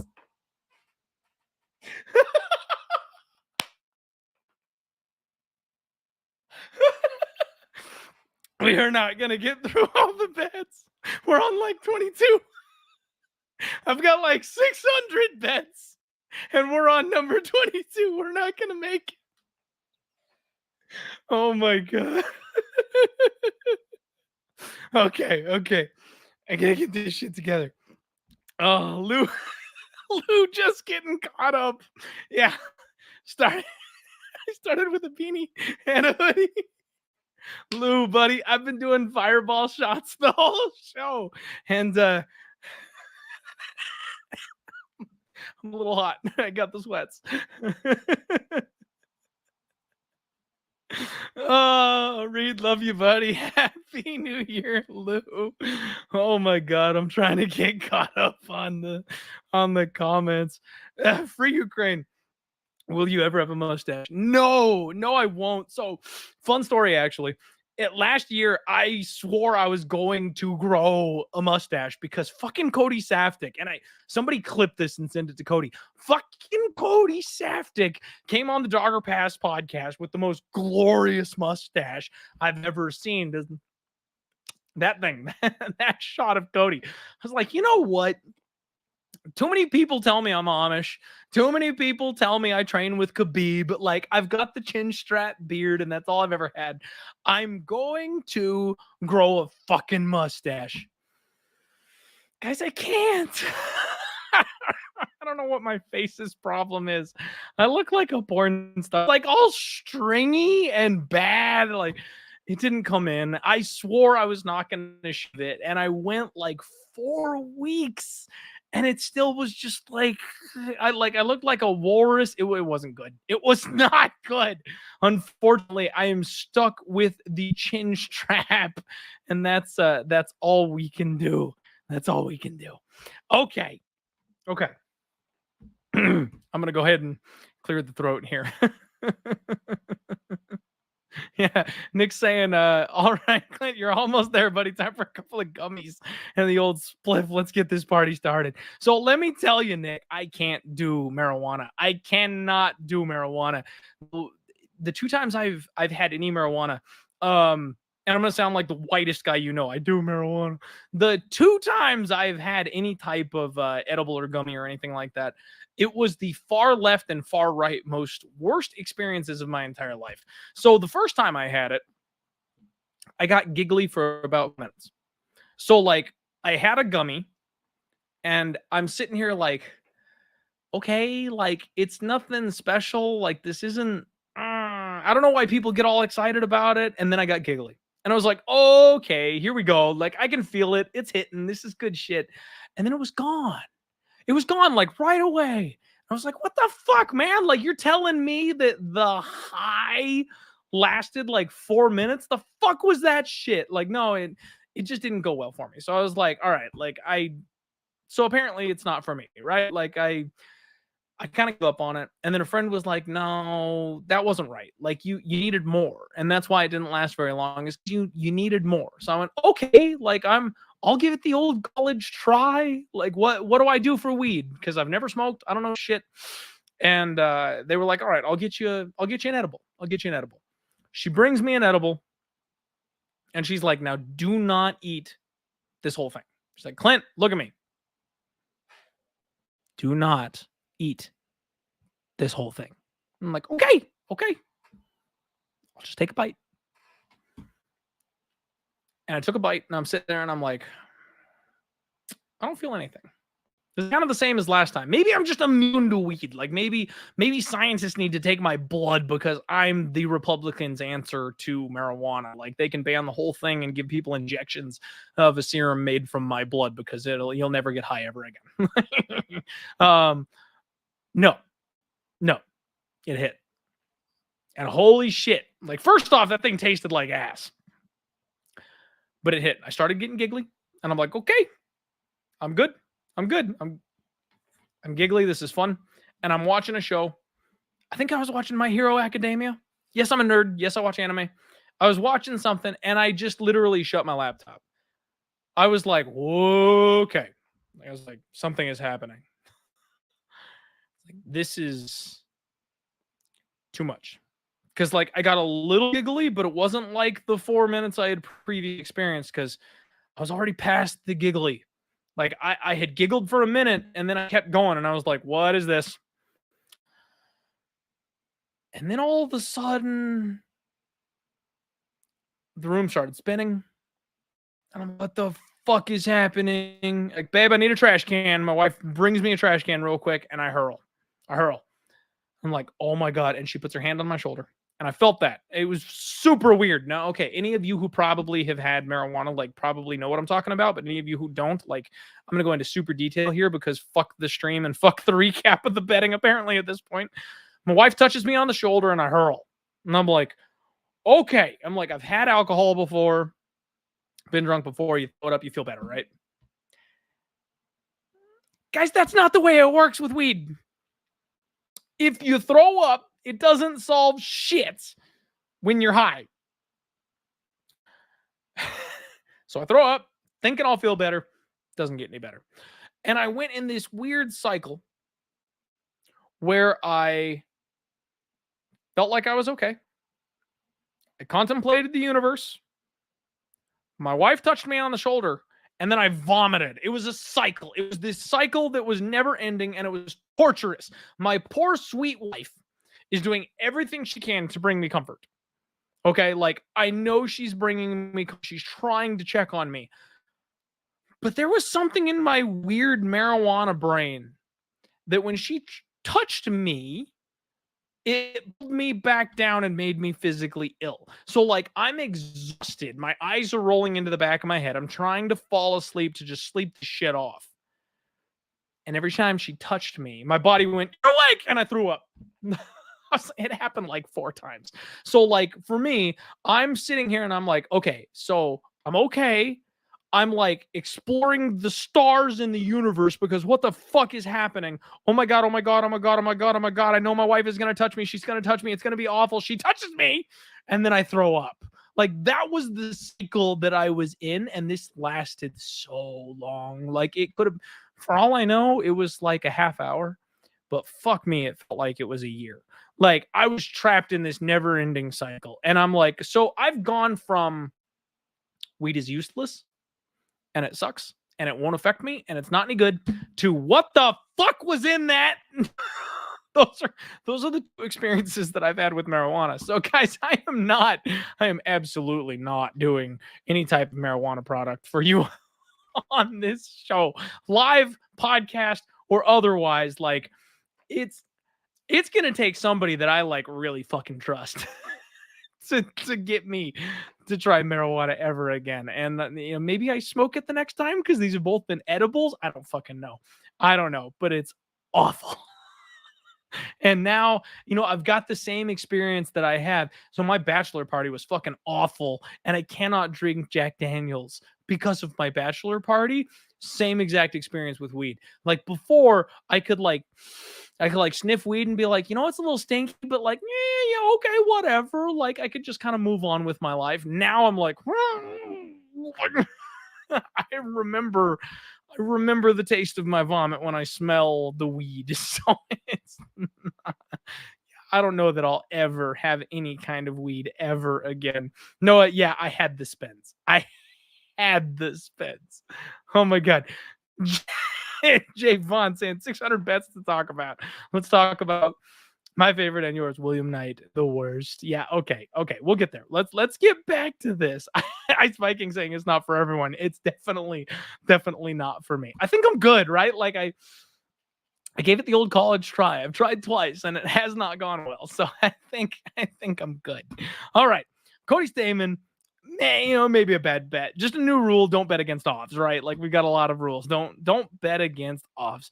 And this one is split or majority decision. I think that usually it's for the person that was above it. So I think it's Cody Stamen by split decision. 10-1 on Cody to win by split. Like if his grappling had held up, like I don't hate that. Like that's where eventually the number gets you, right? Eventually the number has to be the side that you bet on. So eventually that works. Chris Greaves saying, please tell me, sorry, I can't even read right now. Please tell me you cut ties with MMA. Lock of the night, Clint. Chris, essentially, yeah. So, and here's where, guys, like I've told you this all the time. For better or for worse, you're getting the truth out of me. You may not like the truth. The truth may not be what you want or what you do, but it's the truth. I haven't talked to Locke in a while. He left me a voicemail. It was a very personal voicemail message. He was like out hiking in the woods, and I think I'm the only person that he like called and talked to. I haven't responded. I told my wife this the other day, and I don't know why I'm doing the betting screen here again. I told my wife this the other day. So I literally, so I use WhatsApp on the phone, right? It's an app that keeps everything like nice and encrypted, and you can text people from other countries and shit like that. Usually that's how Locke and I communicated. So he emailed me because he was like, hey, I sent you a voice message and it doesn't show that you ever got it. I think that's because you haven't opened the app. So I opened the app. Sure enough, downloads a voicemail message from Locke. And I listened to it. It's very long, very personal. I don't need to, play it for anybody else or share it online or anything like that. But it was an apology. I haven't responded. And he, somebody, again, I don't know if it's a troll or if it was actually him. Somebody jumped in the chat earlier and like commented. I haven't responded because frankly, guys, I don't know how to respond. Because it's like I've gone through the stages of grief with this whole thing. Seriously. Like at first, I was in like shock and disbelief that this guy that I vouched for, that I believed so much in, would do this thing, that I could be so wrong about this guy. And then I got sad because like your best, and again, I don't want to say best friend because like Locke, Locke was a friend. Don't get me wrong, was a friend. Not my best friend. My best friend's a fucking Josh, buddy. If you're watching this, my best friend is a piece of work. I love that guy. He is awesome. So not my best friend, but a friend. Good friend in the space, good internet friend. I mean, imagine that guy stabbing you in the back. Taking your girl, dragging you and your word through the mud. I don't know how to respond to that. I was angry, guys. I'm still angry. I've gotten to the point where I can laugh about it. That's my defense mechanism. Truth be told, you guys know me. You've watched the show long enough. I've gotten to the point where I can make jokes, laugh about it. But fuck, it hurts. Me and Locke started a show together. I really thought, like you've got like Logan Thomas doing his show with Brian Campbell. That was the goal. Find your buddy. Find the best guy in the space. And just have an awesome show. Have a lot of people show up and laugh and enjoy themselves and talk about the best fucking sport in the world. That was the idea. And that got flushed. The one guy. Guys, if you lined up every single MMA capper on Twitter, all the guys I interact with, all of them, if you put them in a lineup and you had me point to one, be like, who do you think's gonna fuck up? Who do you think's gonna let people down? Who do you think's gonna be the guy that gets outed for being a fraud? It never was Manpreet.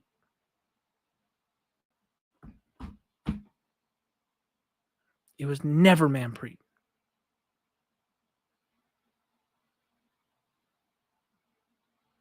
And that's why this hurts so fucking bad. I wanted to ride with my guy. I believed in him. I don't know how to talk to him. I don't. Hey, Manpreet, I don't know. I don't know if you're watching this. Like I said, there's that handle in the YouTube comments that showed up that started talking. Maybe that was him. I don't know if it was him or somebody that made a troll account to, like, you know, pretend to be him to get on the screen and get time. I don't know if that was him or if it wasn't. But I mean, you know, Manpreet, if you are listening to this, like, I've got nothing. I don't know. I try to be a look before you leap person. I'm a solver. I'm a fixer. I've got solutions for everything. My wife hates it. My wife just wants to vent, and I try to fix her problems. I give her solutions, and I give her things that she can do to make things better. Sometimes she just wants to vent, and she gets so mad at me for trying to fix it. I'm a fixer. I don't know what to say. You guys have seen me on this show for countless hours. I've always got something to say. I've always got something to say. I do not know what to say to Manpreet right now. I'm so hurt. I am so disappointed. And the fact that the guy I believed in most let me go to war for him. Let me go off on him. Let me defend him. When he knew.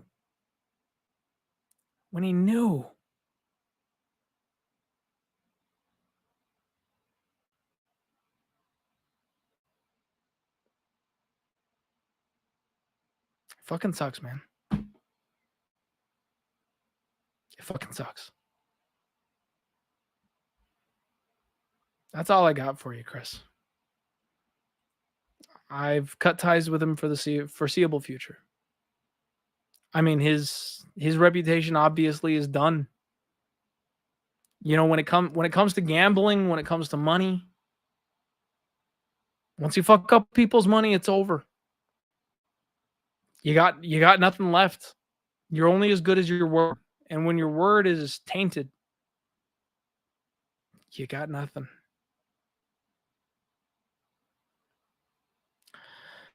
I think Manpreet is a bad guy. And I know there's a lot of people on Twitter. There's a lot of people on Twitter that want to hang him, want to drag him through the streets, that want to make this a giant deal. It is a big deal. There's a lot of money on the line here. I really think he's just got in too deep. I think he made a bad decision trying to cover his own ass, and he got deeper. And that's why, guys, you've got to understand, gambling needs to be something you do for fun. Bankroll management, please protect yourself, protect your loved ones. Bet responsibly. Don't get sucked in. Because if this thing takes you, it's not letting go. Manpreet's a perfect example of that. And it fucking sucks. I hope that answers your question, man. I really do. I don't know if you asked that genuinely or not, Chris, but yeah, I haven't talked to Manpreet in a long time. And my guy Lou, I know you're late. I've been talking for about 9 minutes now since this comment. But I think you're right. It's time for another shot. Fucking hell. All right, guys. Like, it's starting to get fuzzy. I'm going to have a hard reading your chats here. So I'm going to do a half. I'm just going to do a half. And then, you know what? Actually, I'm not going to do that shot yet. I'm going to pour a half shot and I'm going to let it sit there for a second because this shit is hitting me. My guy, Michael Lunday. For those of you who don't know. Oh, shit. Penn State is up 35-14. Fuck yeah, I'm going to win that bet. All right. For those of you who don't know, Michael Lunday is a fucking legend. Michael Lunday is maybe my single greatest fan. This man has been with me since the beginning.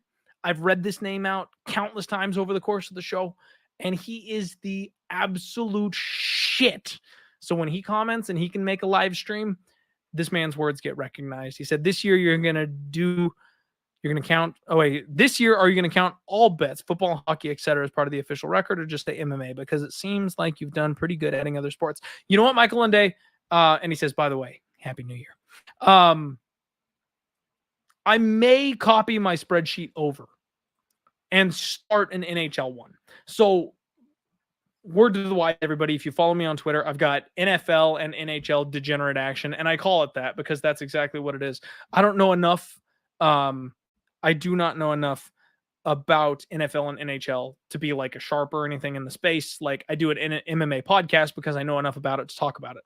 But I don't know enough about NFL and NHL to like give my picks or anything regularly. I do post my shit because that's what I'm betting, and you guys can do with that information what you will. I do well enough in NHL. NFL, not so much. Like I'm a Viking fan. I try not to bet my team. Sometimes I do. Last weekend I did. Fucking sucked. But I do my best to find okay spots in those two sports, and I would love to cover them. Like guys, God forbid, like if I can leave the day job one of these days to have an NHL podcast, that's the dream. I would love to have a diehard NHL podcast. But that we're not there yet. Anyway, I'm probably not going to track them in the official record because the official record is only for the podcast, Michael. I may track them separately.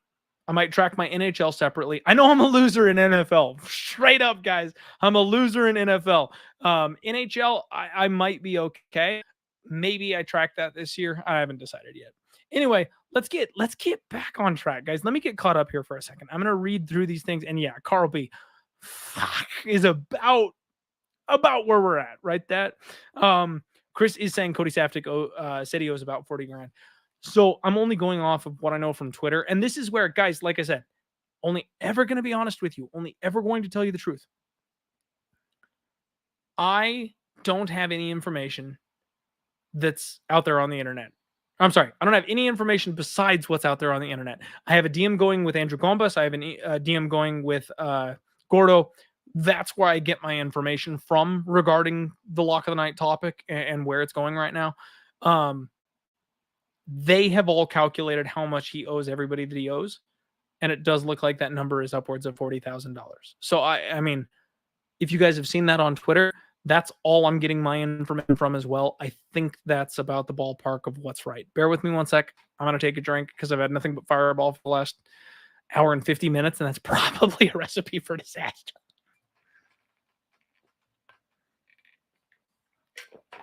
Guys, we are going on 2 hours. And that's usually how long it takes us to break down an entire UFC card. And we're on 23 for my 600 plus bets of the year.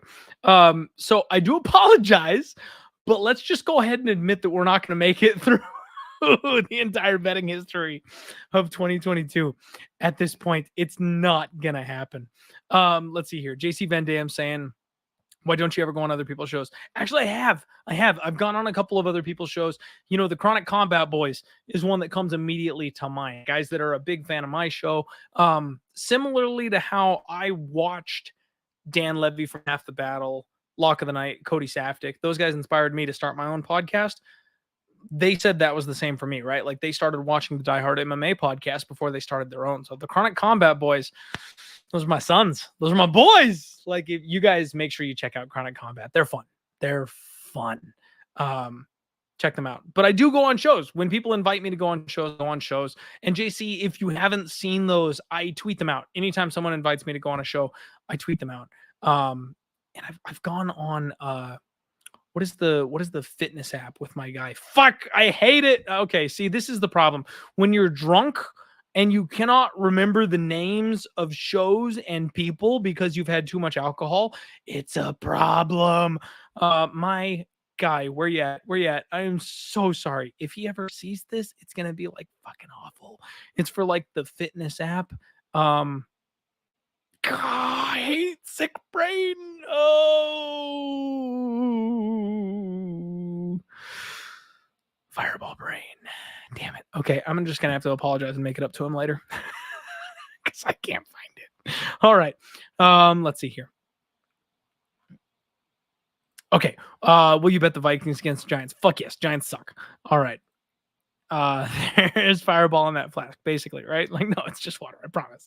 Let's see. You should invite Blood Money bets. You know what?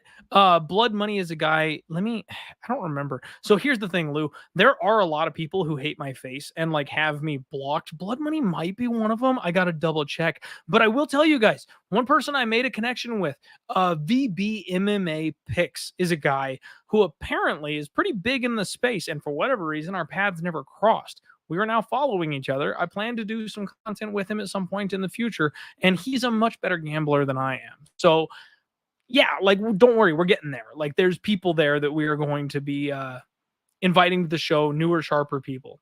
Ice Viking saying, do you see Dana White was in Power Slap contest with his wife in public? No! Is that real? Did that actually happen? No, I didn't see that. I doubt that's true. But what the fuck is with this Power Slap League? Like, I mean, if you want shits and giggles like Bare Knuckle FC, like, okay, like, you want to see people slap each other, all right, like, we're degenerates. We'll watch it. We'll watch people hit each other. But what the fuck is that shit? Like, I'm sorry. I can't do the Power Slap thing. That is not something that I'm getting involved in.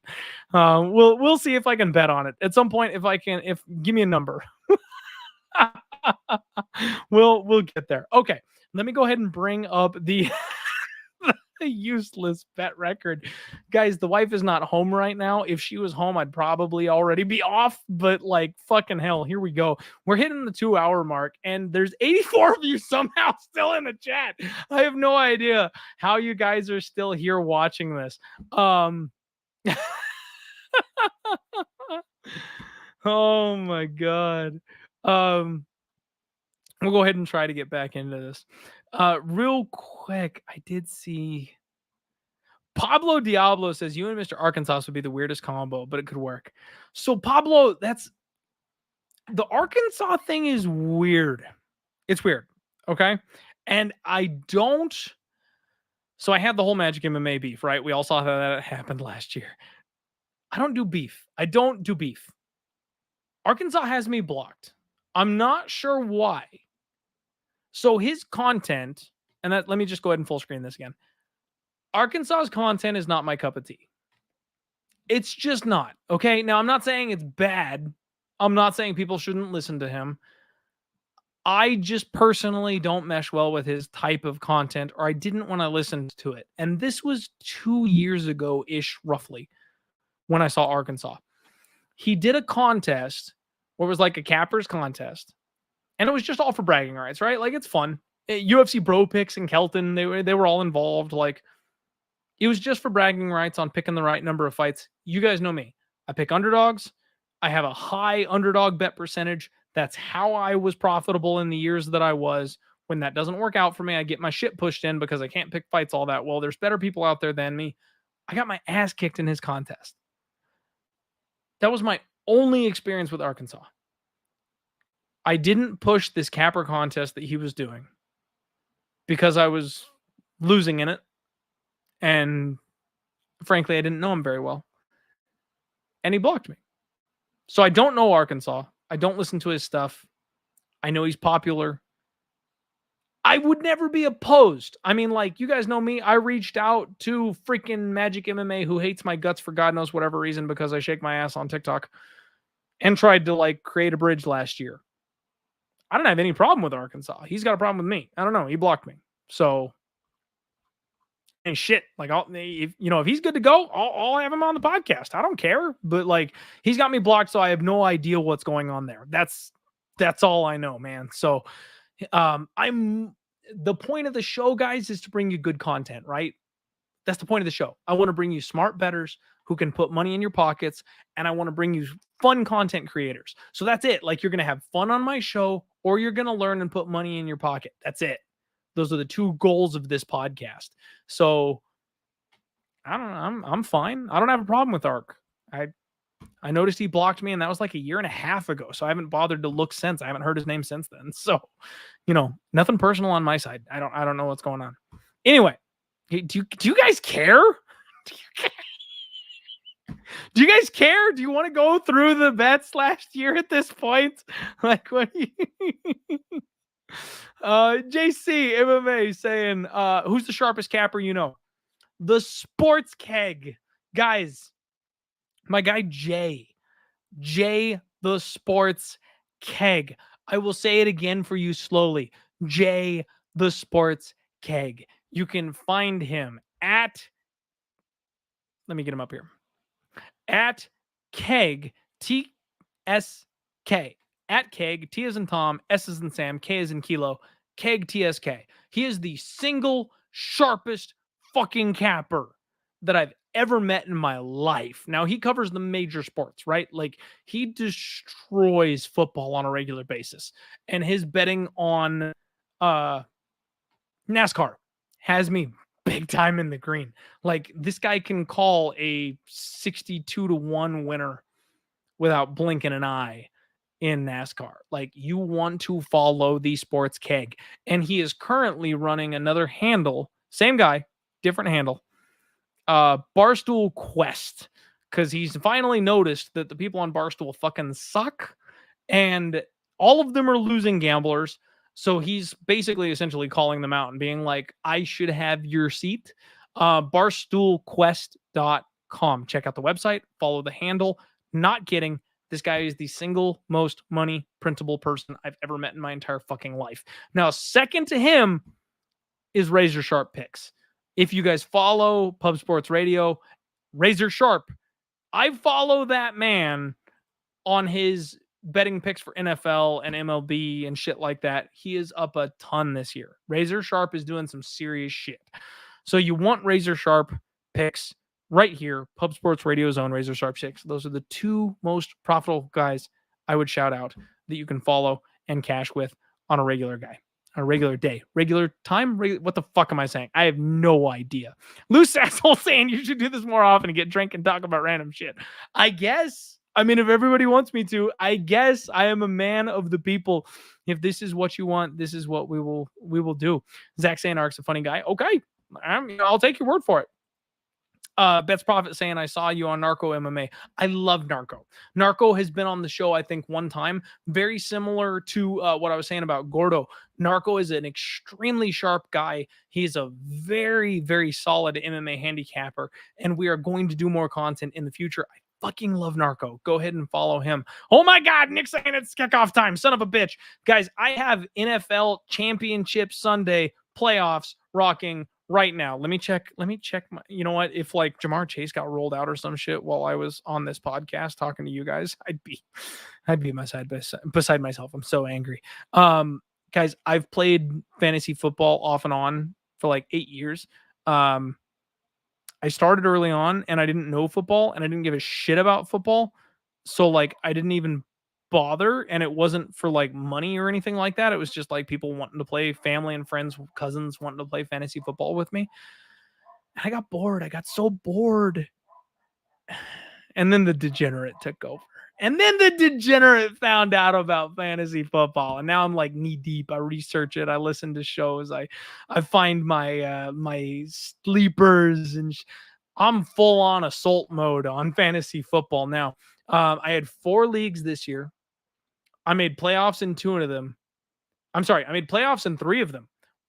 The one that I didn't advance in, I had JT with the Colts, and he got injured on the first play of the game.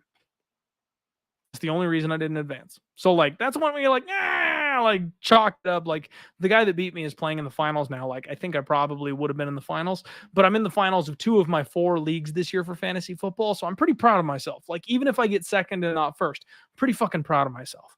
But I'm facing off against your favorite MMA handicapper, MMA Kelton, and he's got T.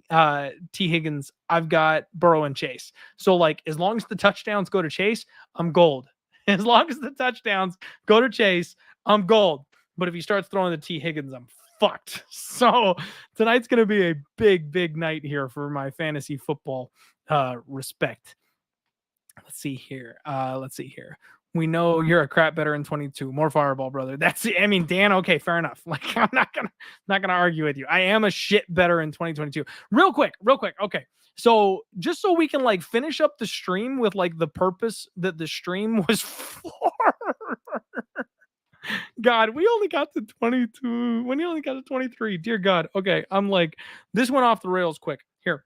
I know it's only like a half shot, but if you guys have been keeping count, like I've done a decent bit. There we go. My wife's gonna be so mad. Oh, and I gotta work tomorrow. Okay. So like scrolling through this. Fialio plus 260. After the run he went on, don't hate it. Ngannou, maybe the best bet I ever made. The champ at plus money, always take it. Always fucking take it. Ray Borg, that's a big win. Love Ray Borg. Back that guy forever. Dwayne Johnson, I mean, that was another numbers one. Plus 550 out here. Don't do that. Swatawad. I mean, like, look at these names. These are people that aren't on the roster anymore. The fuck was I doing? Bondar Gordon goes the distance. That's a great bet, guys. Anytime you get Jared Gordon to go the distance, see Paddy Pimblett, his last fight. Bet that to go the distance. That's a good bet. Phil Rowe. I mean, obviously that guy's gone off the rails lately. He's cheat codes with his physicality. I bet against him in his last fight. But that's because I'm not convinced that like maybe his skills don't seem to have caught up. He's just one of these guys that kind of like takes a beating in the early goings and then comes back in the end. Like it's not great. So Phil Rowe is a guy I've kind of got my like eyebrow perked up on. I'm not sure if he's real or not at this point, but against mid to low level competition, he's real enough. Take him as it is. Danilo Marquez, he's been dropped from the UFC, but this was a contender series fade. I'm pretty sure that was against Jailton Almeida, which again, Jailton Almeida, you look in hindsight, fuck me. Don't bet against Jailton Almeida, guys. Like again, no matter who the person is or what the price is, don't bet against Jailton Almeida. Experiment failed.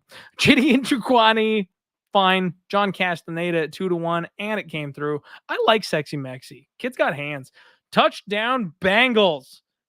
And it was to Boyd. Thank God. Touchdown. Joe Burrow, baby. Joe Burrow points. Give me points. As long as it's not the T. Higgins. Give me points. All right. Brian Battle got the win there. I've had a weird relationship with Brian Battle. I mean, I've gone for and against him a couple different times, and it's been weird. Sam Alvey at plus 330. Again, we talk numbers. Fucking shit. Get out of here, Sam Alvey. KO plus 800. What was I thinking? Dear God. Yeah. Reggae Panda saying the Jailton Almeida fade. Legendary. That's what I do. It's what I do, Reggae. I will step in it so you don't have to. Chris saying you should do a show with Will Martin. I haven't watched that guy in forever. I love Will Martin. He's the guy that knocked me out in that fantasy league that I was telling you about. The one where JT got hurt in the first. He's the one that knocked me out of the playoffs in that fantasy league. I absolutely love Will Martin. And he said he'd come on again. He doesn't do content as much as he used to. So like, I think I can get him back on the pod in 2023. We will definitely try. Love the guy. Absolutely love Will Martin. So shout out to him. Let's see here. Oh, damn. All right. Ice Viking already cashed in TD props at plus 300. Good for you, Ice Viking. Good shit. Mike Trezano at plus 160. We saw how that affected me, right? Like, first off, I was wrong. And then secondly, I bet against him in his next fight when he ended up winning because I thought he was shit after losing this 2-unit bet. Recency bias is a bitch, guys. Don't do it. Nick Maximov, 2 units shot. Again, a 2-unit was my standard, so let's pretend it was a 1 unit. I don't mind it at all. He was the Diaz prodigy, strong grappler, like seemed like it was fine. Good shit. Cheers. Let's do that. There's your Will Knight spot. Somebody in the chat was asking about William Knight. I backed Will Knight way too many times. Way too many times over the year of our Lord 2022. And I love Will Knight. I've got like a DM train going with Will Knight on Instagram. He's a great guy. See, this is one of those spots where you got to kind of separate how you feel about somebody from the way you bet about somebody. Because I really like Will Knight, guys. He's a very likable guy. He came from a rough backstory. He's got a history. It's a whole thing. And I want to back him. I really want to back him. I want to see him succeed. I want to see him do well. But I shouldn't bet on him. You know what I mean? Like, unless the number's right, I absolutely should not bet on him. And here at plus 160, like, it seemed like it was a decent number, but realistically, he's a physical freak. Like, he's a machine. He's a monster when it comes to his physicality, and that's all good stuff. But that'll only take you so far. And his MMA skills need to level up compared to where the rest of his game is. Well, I mean, you know what I'm saying? His physicality, his MMA skills need to level up to where his physicality is. And then I think he might be a fucking problem, but he's late to the game. He's more of a explosive powerlifter bodybuilder. That'll carry him. He'll win fights. He will win certain fights. Just if he's out techniqued, he's going to lose. That's the end of the day. So we got to know. Will Knight's one of those guys where I wouldn't call him a good soldier, but he's a soldier. Like, you know what you're getting in Will Knight. We can bet on him profitably in certain situations, not in all situations. And I think that's where I got a little out over my skis. Capping Service says, could you offer a piece of advice? Lay off the favorites in 2023, minimizing risk. Oh, sorry. If I could offer you a piece of advice, lay off the favorites in 2023. Minimizing risk is just as important as chasing profit. Thank you, Capping Service. I appreciate that. And I agree. Nothing is sustainable, right? So, like, the favorites have been coming in super heavy in 2023. Eventually, that's going to turn and the dogs will bark. It's all about the number. So we need to approach every single situation uniquely. AJ Dobson, I had high hopes for AJ Dobson. He hasn't really panned out. Not sure if that's a good bet or a bad bet. The KO, maybe reaching a little bit at plus 180. Probably needed a better number. Fabio Charant, fuck me, that's a bad bet. Do not bet Fabio Charant, ladies and gentlemen. You do not want to bet Fabio Charant. He was cut from the UFC. Guy never had it in the first place. Roxanne Modafferi, my female Sam Alvey. Love this girl. She will beat certain people in certain circumstances. Who was she matched up in this fight? It was like the third card of the year, and I'm like fuzzy-eyed right now trying to find this fight card here where Roxanne Modafferi was fighting somebody that I bet on. Sorry, can't help you. Yeah, no, Roxanne Modafferi, she retired. Don't bet on her anymore. She gave Casey O'Neill a fucking run for her money, though. That was, you know what? Maybe that was the one. Because Casey O'Neill, it's funny because she went to like a split decision with Casey O'Neill, and she struck the entire time. She had Casey O'Neill hurt. She had Casey O'Neill on the back foot. And that's one of those ones where, like, if she went out to bang for her retirement fight, that was literally her idea, was I'm just going to throw hands for my retirement fight. If she had grappled at all, Roxanne Modafferi beats Casey O'Neill. That's actually one of those ones where I look back and I'm like, I don't know that was such a bad bet. It might have been okay. She threw the game plan out the fucking window, and you can't control that. That's one thing. That's one thing with sports betting that's so frustrating. We're not coaches. We can't plan. We can't guarantee these fighters will stick to a game plan. So because of that, we don't know exactly what we're getting. If Modafferi had wrestled, I feel like she probably does better in that fight and maybe even wins the split decision, because when you go out and box with someone like Casey O'Neill, you're not setting yourself up for success. Like, that's a fun final fight. Don't get me wrong. It was a fun last fight. It was a big send-off farewell for Roxanne Modafferi. But one of our rules is you don't bet retiring fighters, and that right there is fucking why, because you don't know how their mindset is coming into that final fight. Perv Dean in the chat saying, who had a worse year, Clint, Manpreet, or Krause? And I can guarantee you, Perv, that it goes Krause, Manpreet, Clint.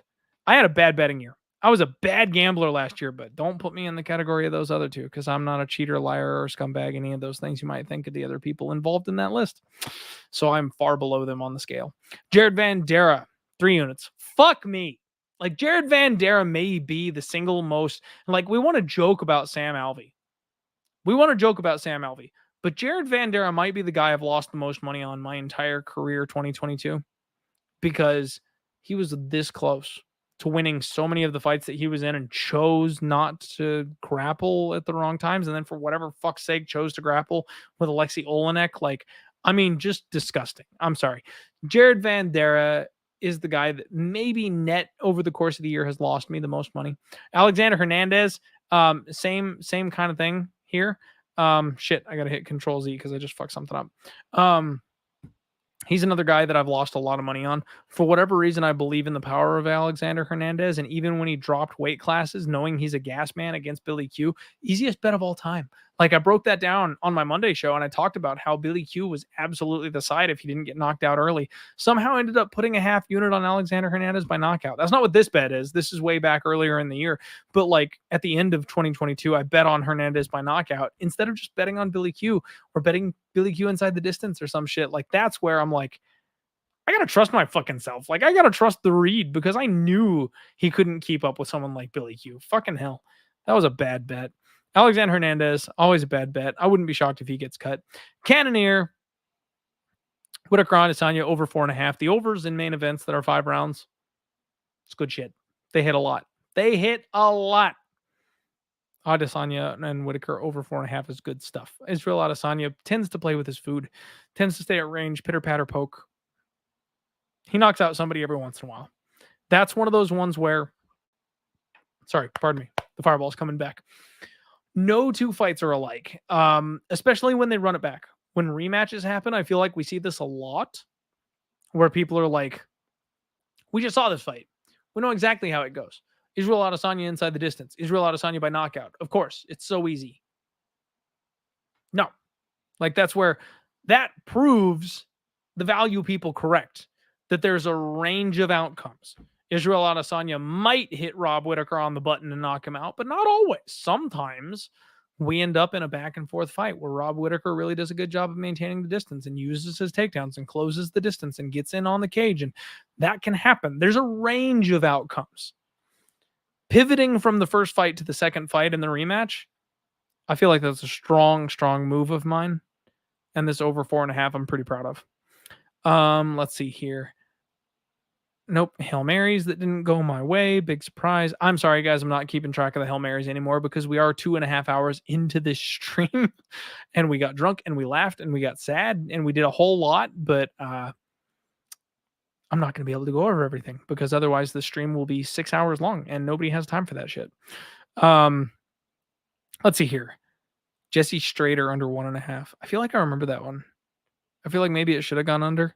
But the Gloria Di Paula fight, good one. I like Gloria. Fast hands. Stephanie Egger, plus 150. Recency bias at its finest. I've talked about this a lot, guys. I've talked about this a lot.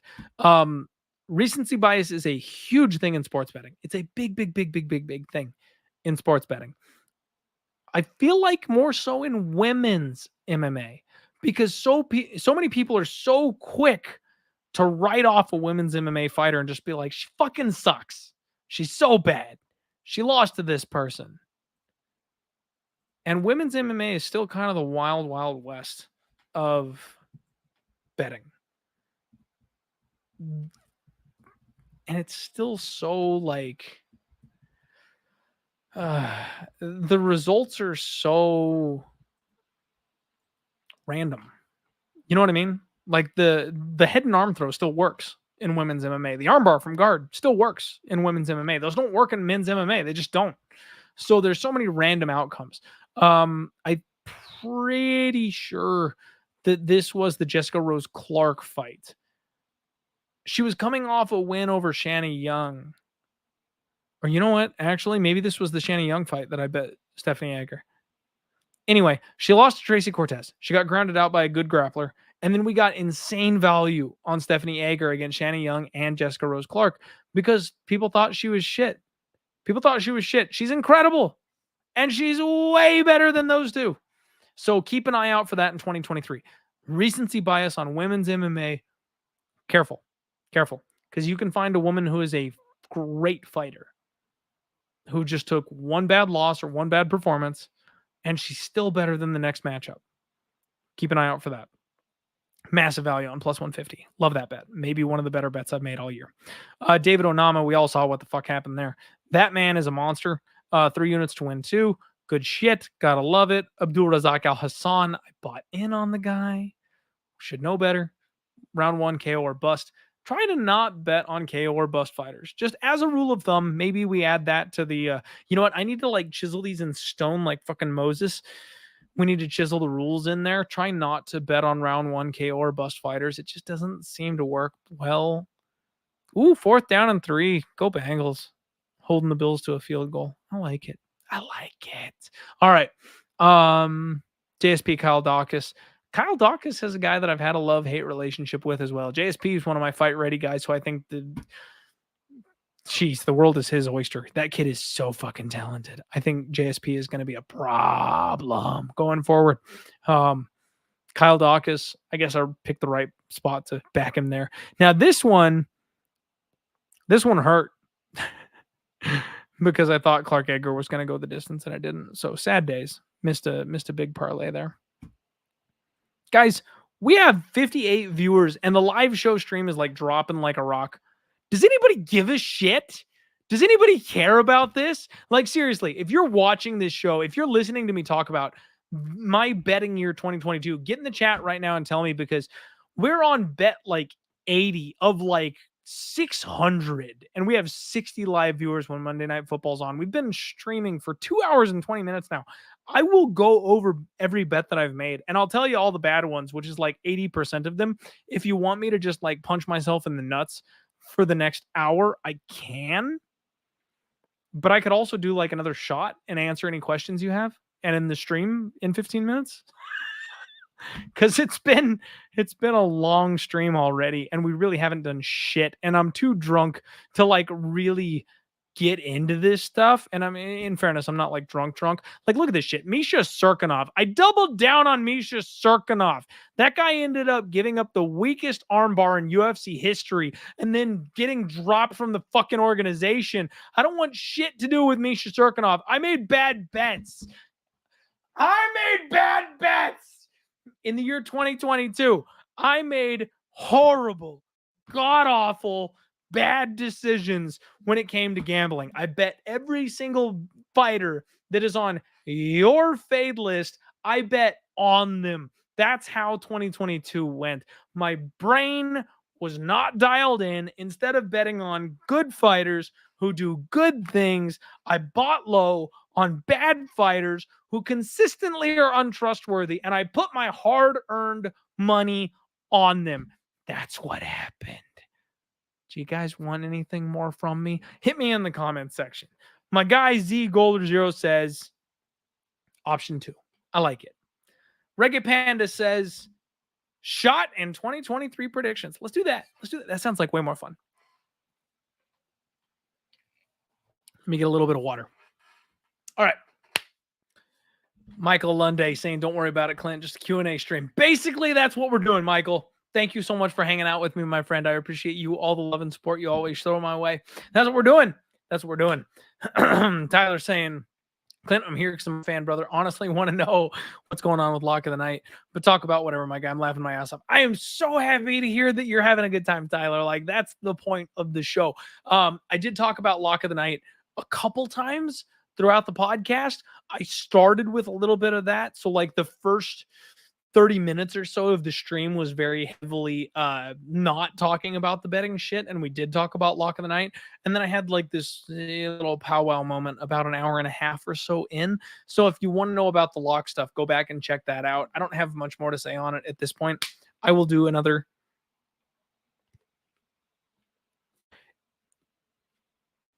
I drank a lot. Is anybody keeping track? Fender Jazz saying, take it easy. Your show rocks. Thank you so much, Fender. I appreciate you, my guy. Here you go. Here you go, guys. I probably shouldn't do this over the keyboard. I'm just going to do another half one just in case, because like my wife will kill me if I'm like peeing in the hallway when she gets home. Here we go. All right. Q&A time. So we're going to keep up with the chat now. That is okay. Here's the secret for y'all who maybe drink Fireball or haven't drank a lot of Fireball. If Fireball is at all in your wheelhouse, it is at least 5 times better when it's cold. I don't make the rules. That's just the way it is. If Fireball is cold, it is better. That's the way it works. You got to freeze Fireball, stick it in the freezer. It will not freeze. And it's way better when it's ice cold. For whatever reason, warm Fireball is like drinking piss. All right. So we've got the Gold Octagon saying, just here to support, brother. Could you show us how you tie your shoes? And oh, you could show. Okay. The Golden Octagon, thank you so much. I appreciate it. I don't have shoes on right now. Actually, I'm wearing, like, here we go. Full on review. So you guys know all the videos where they show you like guys that are in suits from the waist up and then they're wearing like shit from the waist down. That's totally me. I'm like, fuck, I almost fell over. I'm not even kidding. All right. I'm in my comfy cozies. I'm in my pants. So no, you guys, I seriously, like, I should not be allowed to stand up right now. I do not have the balance. I stood up and almost fell completely over that way. Best line right now for is Moreno as a dog, he'll win. So here we go. Jay, that's perfect. Like, I love if you throw Moreno and Figgy in an octagon twice a year for the rest of my life, I'll watch it every time. That fight is so fucking fun. Those guys are so evenly matched. I love that fight. I do agree with you. I think Brandon Moreno as an underdog is just like the bet. Like always, I think that's the bet. Now, the trick is Figgy had the bad weight cut and Moreno submitted him that time. Every other time, Figueiredo has arguably won the fight. So technically it's like 3-1 for Figgy right now because I think the split decision draw was bad. I think Figueiredo probably deserved the win that night. So while I agree with you, it's hard to argue against Figueiredo. You know what I mean? But I'm definitely a Moreno guy. Absolutely love Moreno. And I think as an underdog, Moreno is always a decent bet. You can't really argue about that. Let's see here. Zach saying, I have a friend that would disagree. Fireball's meant to be drank warm. What the fuck? Your friend is a psychopath. Make sure he doesn't have like 5 bodies in his freezer. That's what, Zach, that's what I would say about your friend, because that's a problem.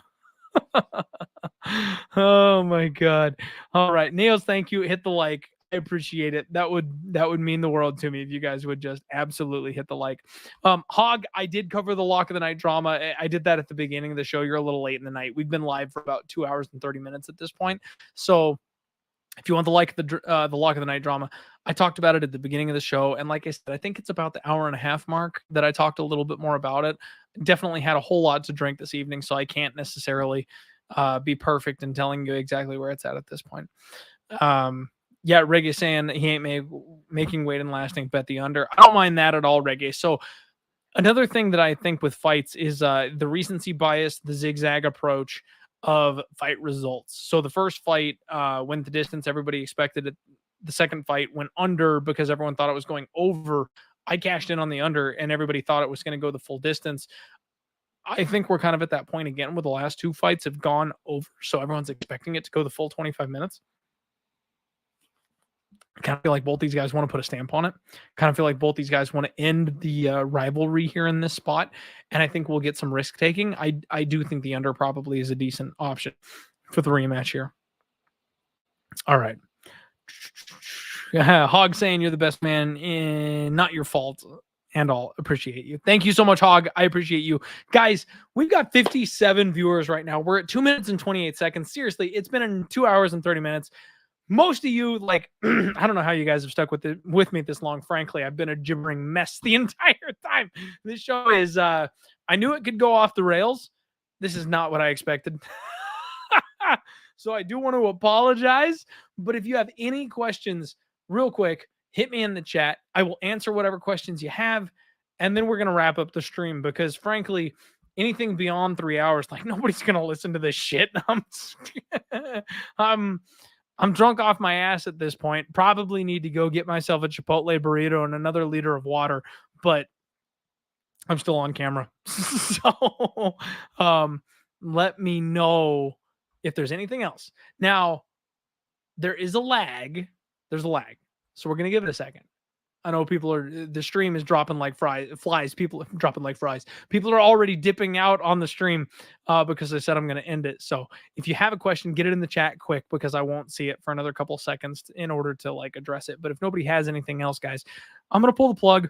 I'm in a fantasy football championship that I really would like to win, get some cash back from my investment here for these 4 fantasy football leagues that I played in. I want to win this one. I need Joe Burrow. I need I need your guy, Jamar Chase, real big. He hasn't thrown the ball to him yet, so hopefully he throws him a lot over the course of the rest of the game. Thank you guys so much. I love you guys. We're back next week.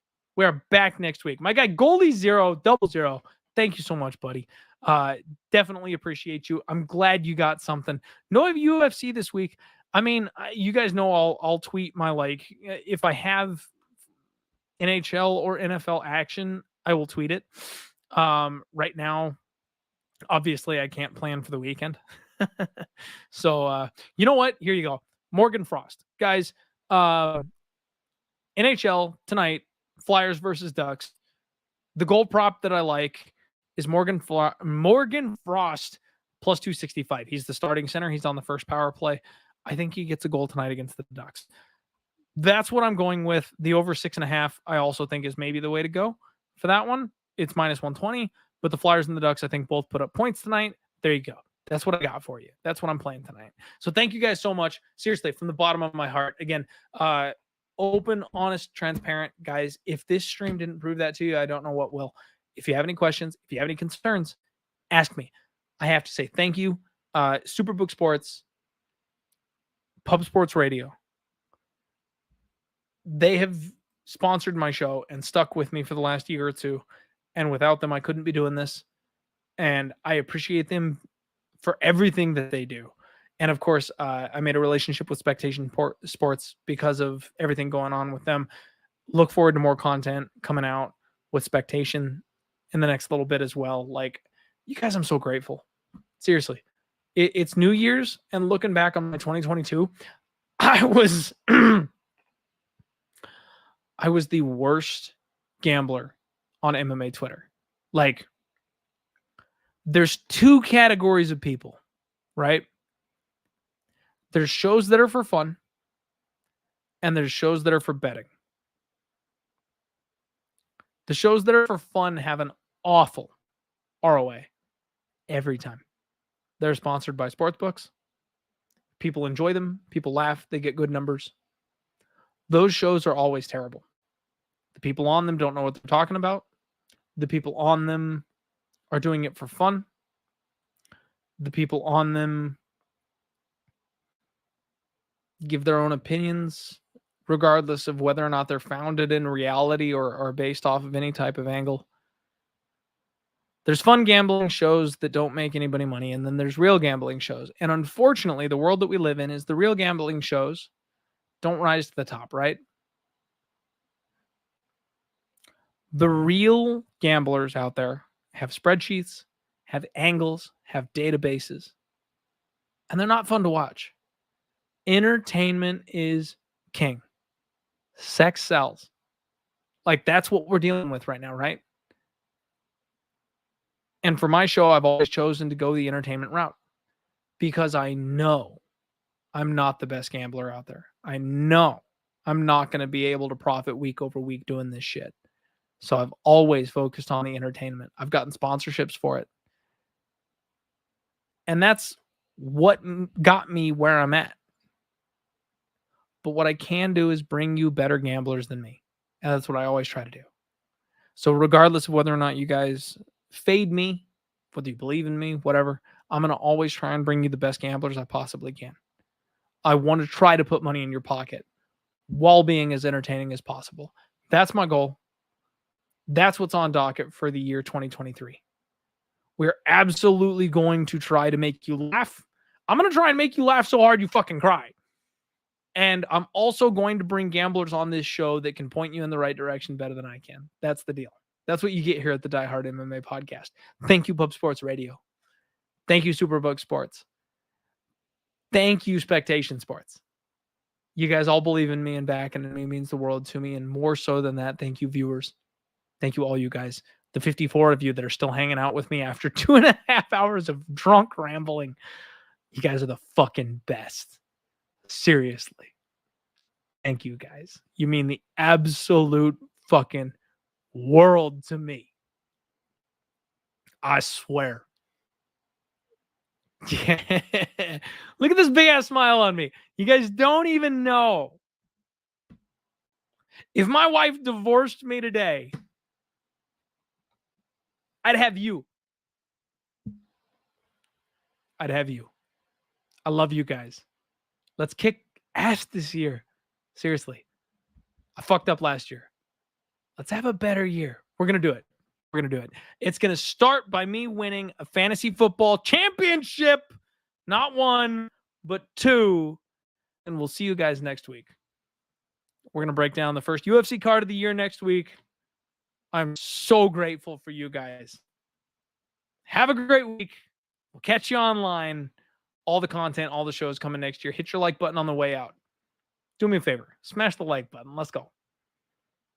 Have a good one, guys. I'm gonna go eat some fucking crackers to absorb all this alcohol because I'm drunk. Have a great day. Let's roll.